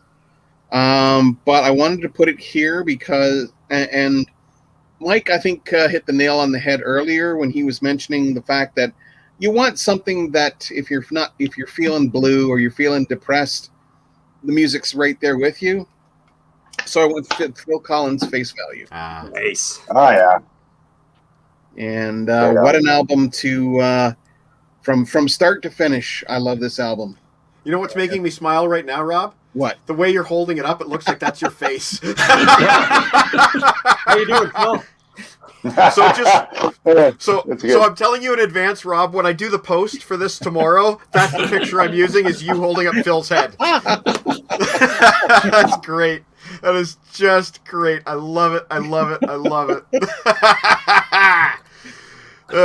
Brilliant. Wow. Brilliant. That makes me sad I didn't choose But Seriously, because that's another one that that is huge. If this could be 12, then maybe that would be that. Exactly. It's kind of interesting that we were just talking about Peter Gabriel, because the song "In the Air Tonight," the drum work on that is kind of inspired by his work with Peter Gabriel, because Peter Gabriel would not allow any cymbals on any song. So on "In the Air Tonight," I don't believe there's any in that either. So I think there's a bit of a connection there. It's neat. It's very possible. Yep. Yeah. You ever see the Family Guy explanation of what that song's about? You ever seen that episode? Joe Swanson's listening to "In the Air Tonight," and he's explaining to his wife, Phil Collins witnessed a guy drowning, and there was another guy that could have saved him, but he didn't. And when Phil Collins wrote that song, he dedicated it to the guy who saw the guy drown but didn't save him. That's actually based on an urban myth. Yeah. But it's completely untrue. Yeah. Anyway, it's a funny scene in a funny episode. Yeah. Weird. Found out recently that "In the Air Tonight" did never reach to number 1. It only reached as high as number 17 on the Billboard Hot charts, and that it was originally intended for the Genesis album "Duke," and was removed by Mike Rutherford and the other guy because it was too plain. That's its strength. That's its strength. Yeah. Interesting. It's all about that It's album. a great song. It's all about the atmosphere and the vocal performance. Yep. It sounds amazing too. I mean, I used to crank that thing, and it always sounded great. It didn't matter how loud it was. Like, it just sounds awesome. I've got a DVD back here of Eric Clapton's appearance at Montreux in '86, and he's got Phil Collins on drums, and they do "In the Air Tonight" as part of the set. Yeah. Wicked. Great version. Okay, guys, too. this brings us into the number 1 round. We're bringing her in at roughly 2 hours. So, Holland kicking off the very last round. And finally, Holland's number 1. Nick Drake, "Brighter Later." One of the ultimate chill-out albums. I figure it might help pacify the soul upon realizing that I'm stranded on a deserted island. Another all-killer album with really solid production, intimate songs, and thoughtful lyrics. One for the ages. Thank you, Holland, for your list and for the subject of this week's show. Neat. Brilliant. Great pick. Yeah. Yeah. Very nice. Awesome. A life snuffed out far too soon. Oh yeah. I went a completely different direction with my number one.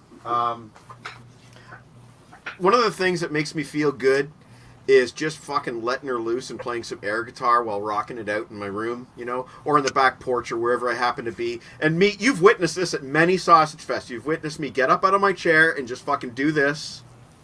You've seen I it. have. Indeed. And this is one of the very best albums in the world to do that to. There you go. Aaron, I don't even need to tell you the title. It's right on there. What's that? It's right on the front. Yeah.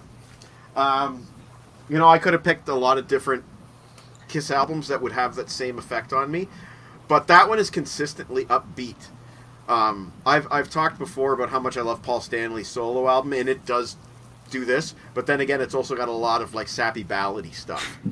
And I think for my purposes on the island, that's what I need. Kiss Alive, it's been on many lists in the past, and I just want to comment on that really quickly. Virtually, I would say maybe 9 to 10 out of my 11 picks have been on my list before. But isn't that appropriate for a desert island? Shouldn't that be the case for a desert island? I went through this with complete rationality, picking things for specific reasons, but it ended up being a lot of stuff that's been on my list before, which means I love it. So I'm not unexpected that that's the case. So at first I was kind of like, we've seen all these before, but now I'm thinking, no, you know what? That means I did the list right. So your pick there of Kiss Alive, I have to ask this. The pick that I did that was controversial, the originals. Yeah. Is it not true that the only reason why that was sold and put together and sold was because Kiss exploded with Kiss Alive, and after Kiss Alive exploded, they just put the three together like for a cash grab? Is that not right? I'd say that's accurate. Because they came out after Kiss Alive. Certainly, I yes. believe. I think it came out around the time of Rock and Roll Over. Mm-hmm. Okay. And there is an originals too, as well. Is there not? Only in Japan. Okay. But yes, 100% true. Yep. Yeah. Okay, that's me. And hopping on a bronze leg said he wanted to see the cat back, so hang on, Rob. I'm just going to zoom in. Got Gimli. Here we go. By request. By request. Look at that. Lots of comments here. Okay, Aaron, over to you. Number one. Let's end it in style. Okay. Well, I'd like to thank you guys for having me here and being the poor man's Jon Snow. The truly the Jon Snow who knows nothing. And I appreciate your patience with me because I slaved on this list for like a week. Like I have been agonizing about my list, and I like multiple copies and like all that. No, I'm kidding. What's interesting to me watching your other guys' picks here has been I didn't choose any metal. I really only chose one. No metal at all, and I've got a love of a lot of really good stuff over here. So, well, that was interesting. Great off the top of my head, anyway. This one, if you know my avatar on the KMA at all, this will be familiar. Yeah. Mm-hmm. Yeah, we've seen that picture before. Now, when I took that picture for the avatar, that was the LP copy that I have, which is the original with the postcards still attached. And I will never, ever part with that. The house is on fire. The entire family has instructions to grab that. But yeah, Rolling Stones, Exile on Main Street. It's 1972. It is the tail end of my 4 favorite albums by them. And it's muddy. It's drug-fueled. It's crazed and hazed and effing brilliant. I just love every minute of it. A lot of people in the early 90s said it was the prototype for Southern Harmony and the Musical Companion by the Black Crowes. Absolutely. In fact, the Crowes covered Torn and Frayed. They did. Yeah. And they could have sang half of this album on one of theirs. Because Faces, the Rolling Stones, all the old soul music, that is the Black Crowes, right? Great But stuff. yeah, the Exile on Main Street, like I said, because you've got Beggar's Banquet, Let It Bleed, Sticky Fingers, and then Exile. If you only own 4, there you go. Sort of 68 to 72. So this is right at the end of it. And Plus, it's a double. It is a double. Yeah, there's like 18 songs on here. Mhm. And it's another one where I'm going to say, if you don't own it, I'm going to ask you why, because it's that good. To me. There you go. To me. Brilliant. Good choice. All right, Harrison, number 1 for you, my friend. I've taken a leaf out of Aaron's book and done some also-rans this time because this is a hard list. I'd like 98 Live Meltdown. That almost made it there. Unleashed in the East also almost made it. And Rainbow's Boston Live 1981 should have made it. You know, I'm sad I had to leave that one off, but I just couldn't fit it on. And have we done the shirt showcase yet? I don't think we have. Sorry, the shirt showcase? Yeah. No, probably. do we want to do a shirt showcase real quick? I'm 'Cause rocking I the haven't- Rush. Toronto Maple Megadeth. Leafs. I haven't- Megadeth. Rob's self-promoting tonight with Visions I have- and Sound. And the cat. In the... I have ominous foreshadowing for the island I might be stuck on. Well, Not a good sign. No. Not. Oh, I just want to say hello to Jeff Steven. Exemplary choice with Exile, Aaron. Hearing Sweet Virginia at the end of the movie Knives Out was a perfect end to a great film. I didn't know Jeff? that was there. I hope I can have you on again sometime soon when we have a manageable list with only 3 people. If we need some sort of flow chart or something, because this isn't going to work. No, that is not going to work. Great stuff. anyway, great stuff. I've stalled long enough. Yeah.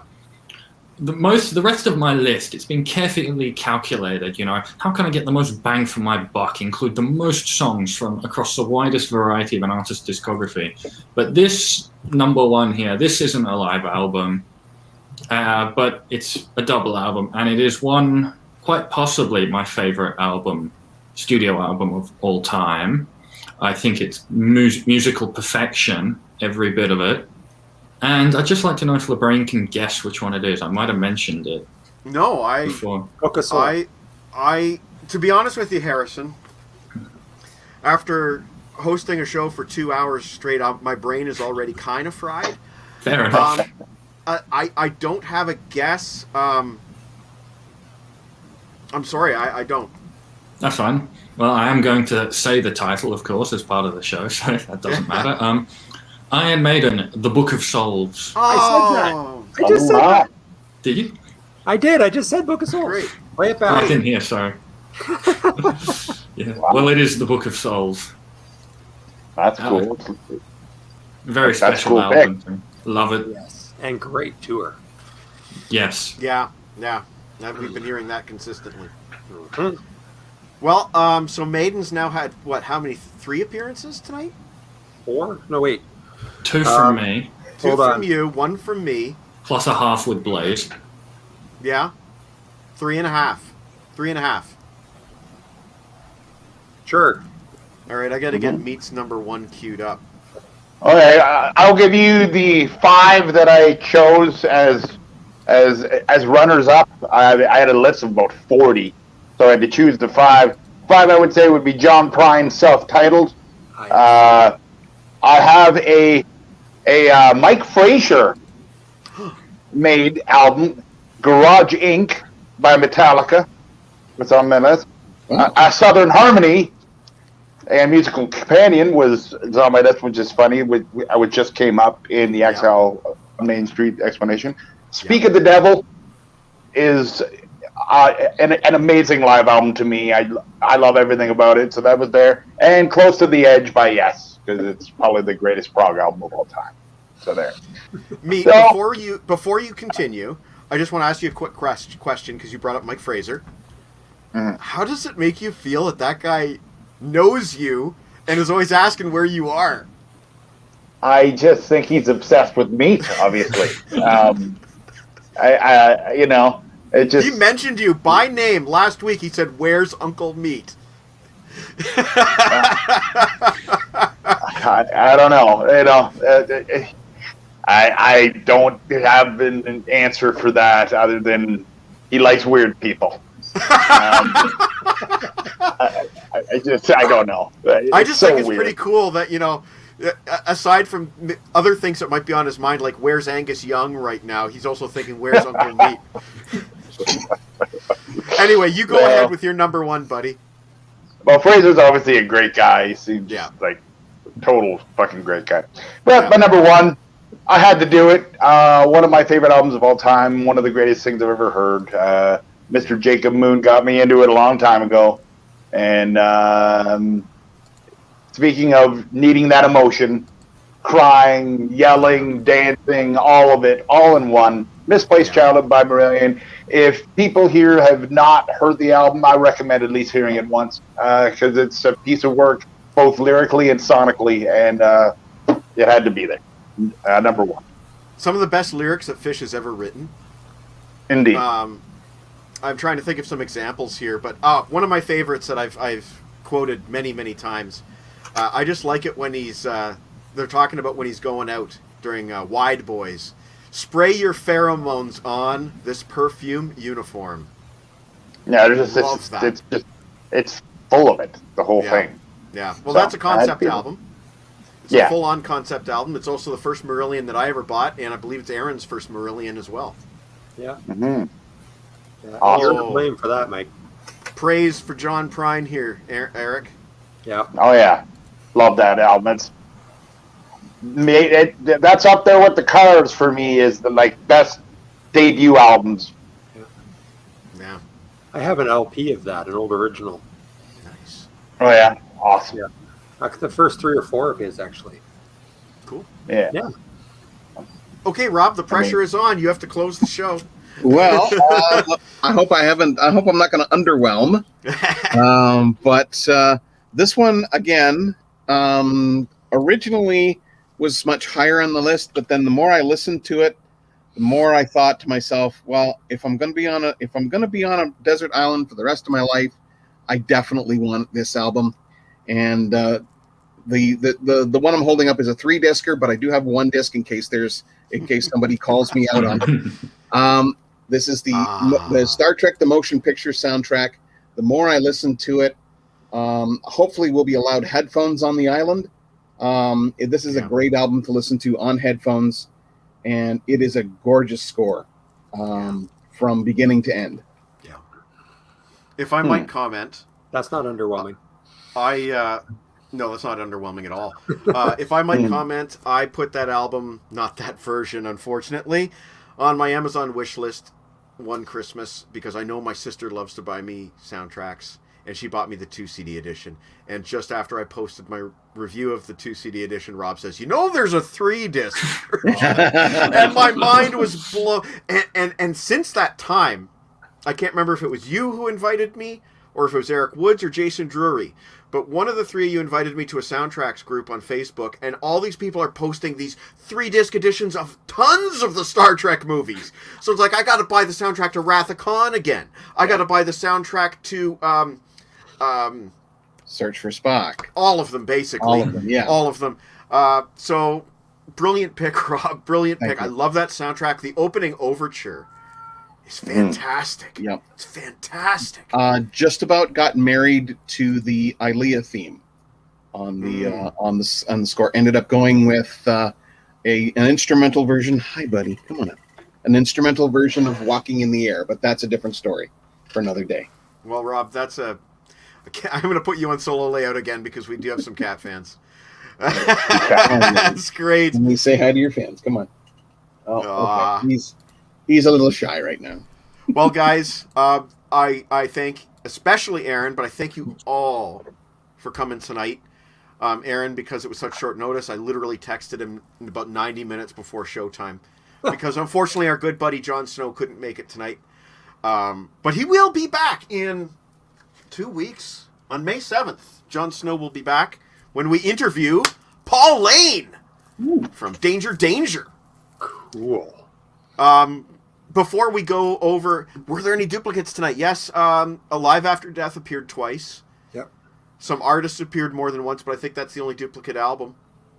I thought it was kind of neat that 2 different Tom Waits albums were in there. It's Yeah, kind 2 of different Tom Waits. Yeah.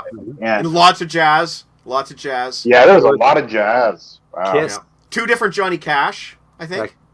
Kiss was duplicated. Different albums. Different albums, yeah. Yeah. Sabbath got Sabbath? 2 because I think I had Sabbath. 2 on Sabbath my got list. 2. I Sabbath think got Sabbath had more. 3. Than one. 3. LeBrain had 1 too. 2. Oh, Great yeah. selection of There you go. music, even if the real rules were wishy-washy. That's the way it goes, buddy. That's the way it goes. But quickly, I will run down the upcoming schedule because somebody already asked what is up for next week. Next week, Meat will be back, and I believe Aaron will also be back because we're doing T-Bone. T-Bone is coming back. We always do something a little bit different when we do T-Bone. We do a deep dive into an album, and this time we're doing Van Halen's 5150, which is Track by track, babe. It's celebrating its 35th anniversary this year. Oh my God, how does that make you feel? So yeah, we'll have Aaron, we'll have the Meat Man, we'll have Deke and T-Bone next week. Track the by week track. after that, Discussion. It's going to be great. yeah. The week after that, we have Paul Lane from Danger. The week after that, we're into May 14th. Uncle Meat came up with the idea of cover tunes. And we haven't solidified a lineup for that, but open invitation, guys. Cover tunes. Week after that, brand new announcement, May 21st. Sean Kelly from Coney Hatch, Helix, Lee Aaron, Carol Kopp, Nelly Furtado, Trapper. Wow. I'm trying to think of all the other bands that he's in and has been in. That we just solidified that this morning. That's awesome. Sean Kelly. So we will have interviewed one Very half cool. of Coney Hatch.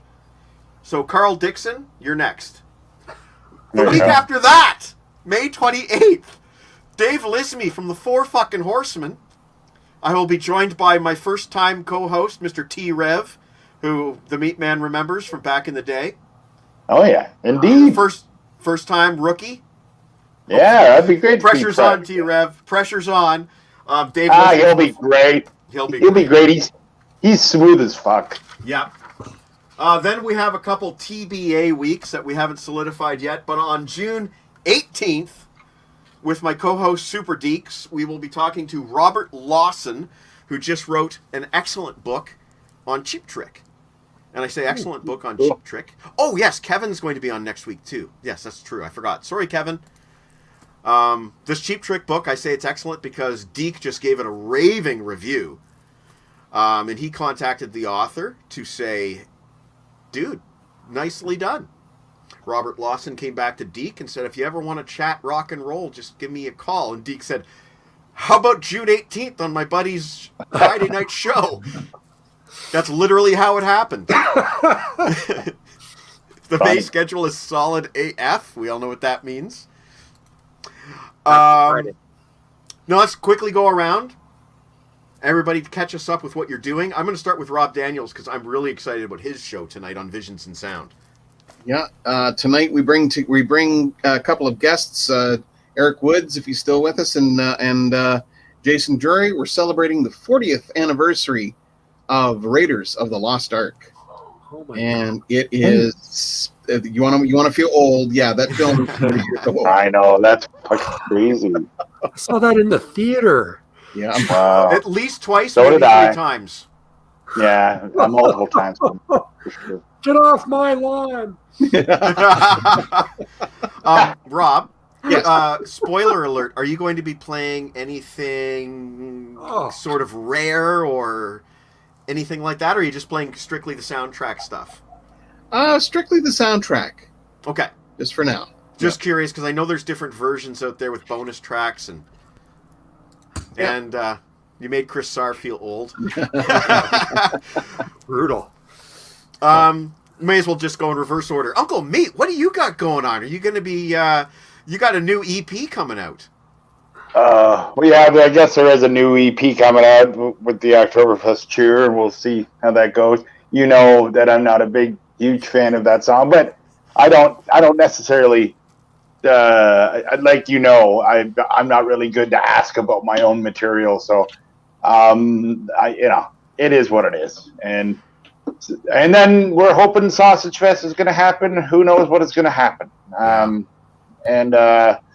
Tom and Buck and I, we are halted right now, but we're in the middle of doing the intro. We're about 3/4 of the way done. So. If I may make a suggestion, just to have my voice heard, I think we should do something similar to what you guys did last year, which is try to have it later in the summer. Because we're gonna wait.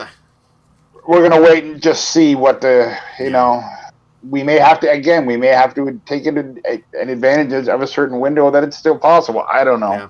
Who knows what's gonna happen? But something will happen, and we'll figure it out. Thank God, but by the time that happens, I will be fully vaccinated. And I'm going to be getting mine in a couple weeks. Oh, yeah, I was going to say, all of you guys in the Ontario portion of this show, you guys are all eligible to pre-register. Yep. Harrison, what do you got going on? You are the Mad Metal Man on WordPress. So tell us what you do and what you are doing. I've got nothing much planned outside of the regularly scheduled stuff. It's just, He smells like cabbage, though. Oh, you know what? You know what, Harrison? Why don't we do something right this very second? We have talked in the past. Depends what it is.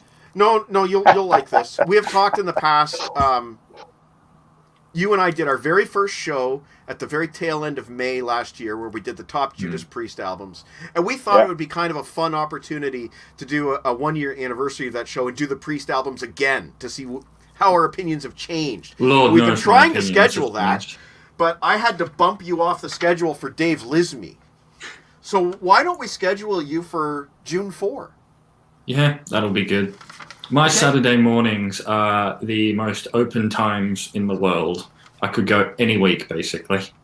And I should also say, just also for the record, that some of these list shows might have to happen on Saturdays, depending on where I am, because cottage season is coming. But neither here nor there.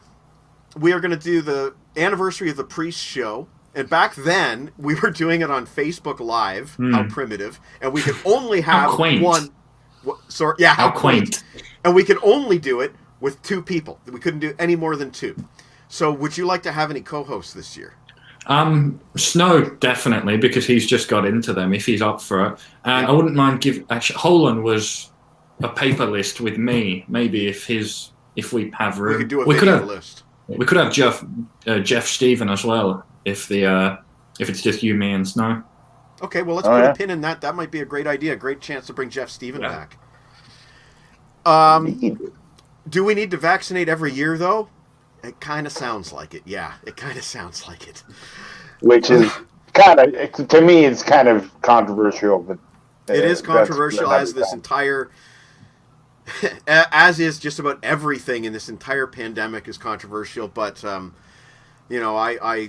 believe that Pfizer and Moderna announced that you're going to have a booster shot in 6 months. But anyway, that's neither here nor there.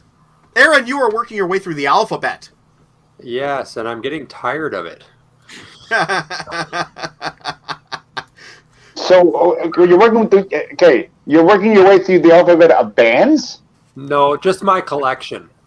Oh, okay, I see. Because I have my collection alphabetized.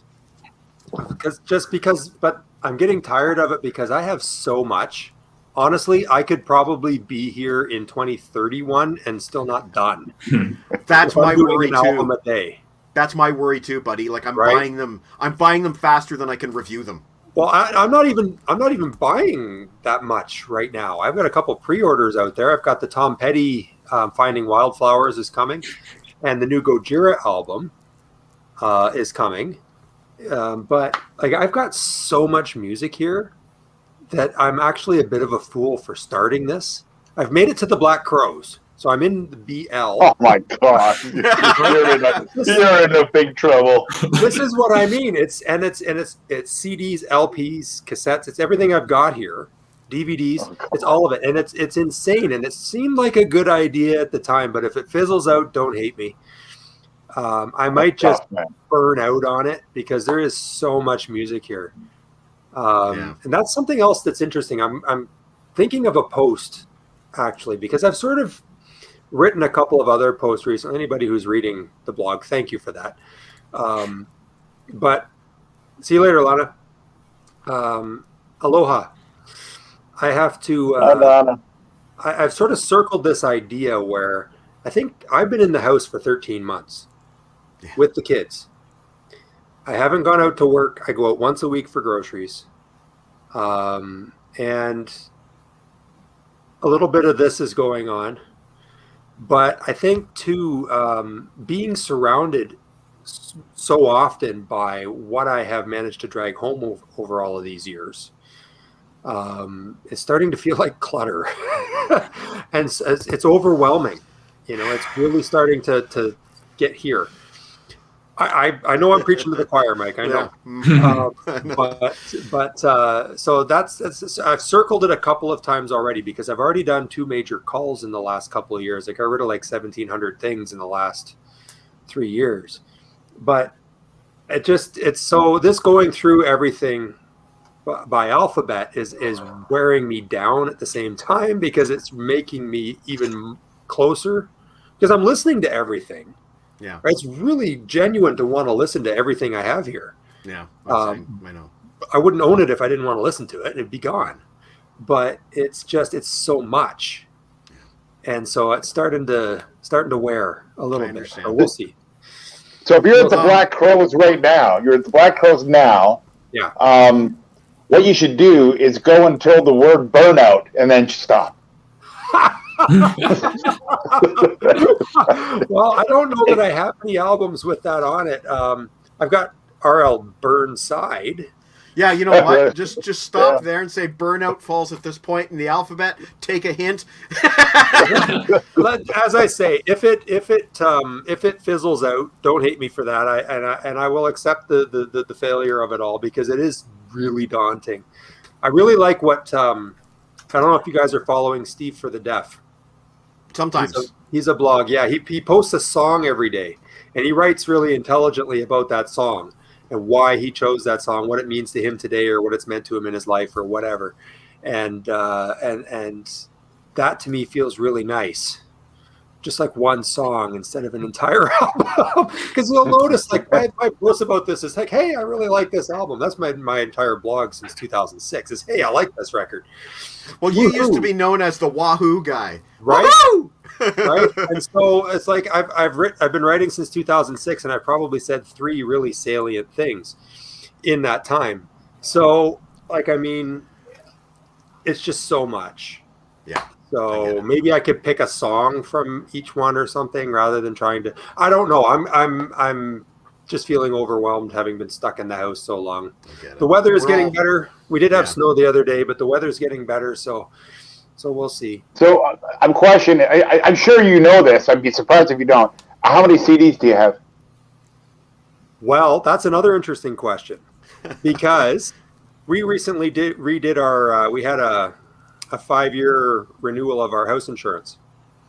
And I asked the insurance rep, I said, like, I've got a substantial music collection and I know there's content and stuff, but like, should I worry about replacement value? Because some of these things, I mean, like some of those Guided by Voices albums, they made 500 copies. Good luck finding another one. And so she said, make a list. And I kept a list. I have a list. Yeah, see, Steve for the Deaf is awesome. You should be looking for him. But she said, no, you should have more specific. Like you should have the SKU number. You should have so that if you like go to Discogs or something, you can find that specific album, that version. And so I had a whole post, I think, about like I'm not going to replace Sheryl Crow's Saturday Night Music Club or Tuesday Night Music Club because I bought it for 99 cents. I'm not going to pay out of the insurance money to replace that. So it would be picking and choosing. Right. But I started that list and I'm just calling it up here. And I'm at the end of D as in dog. I'm at the end of D. for this list. And actually, I'm at the end of C for everything, but I'm at the end of D for CDs. I haven't done the LPs yet.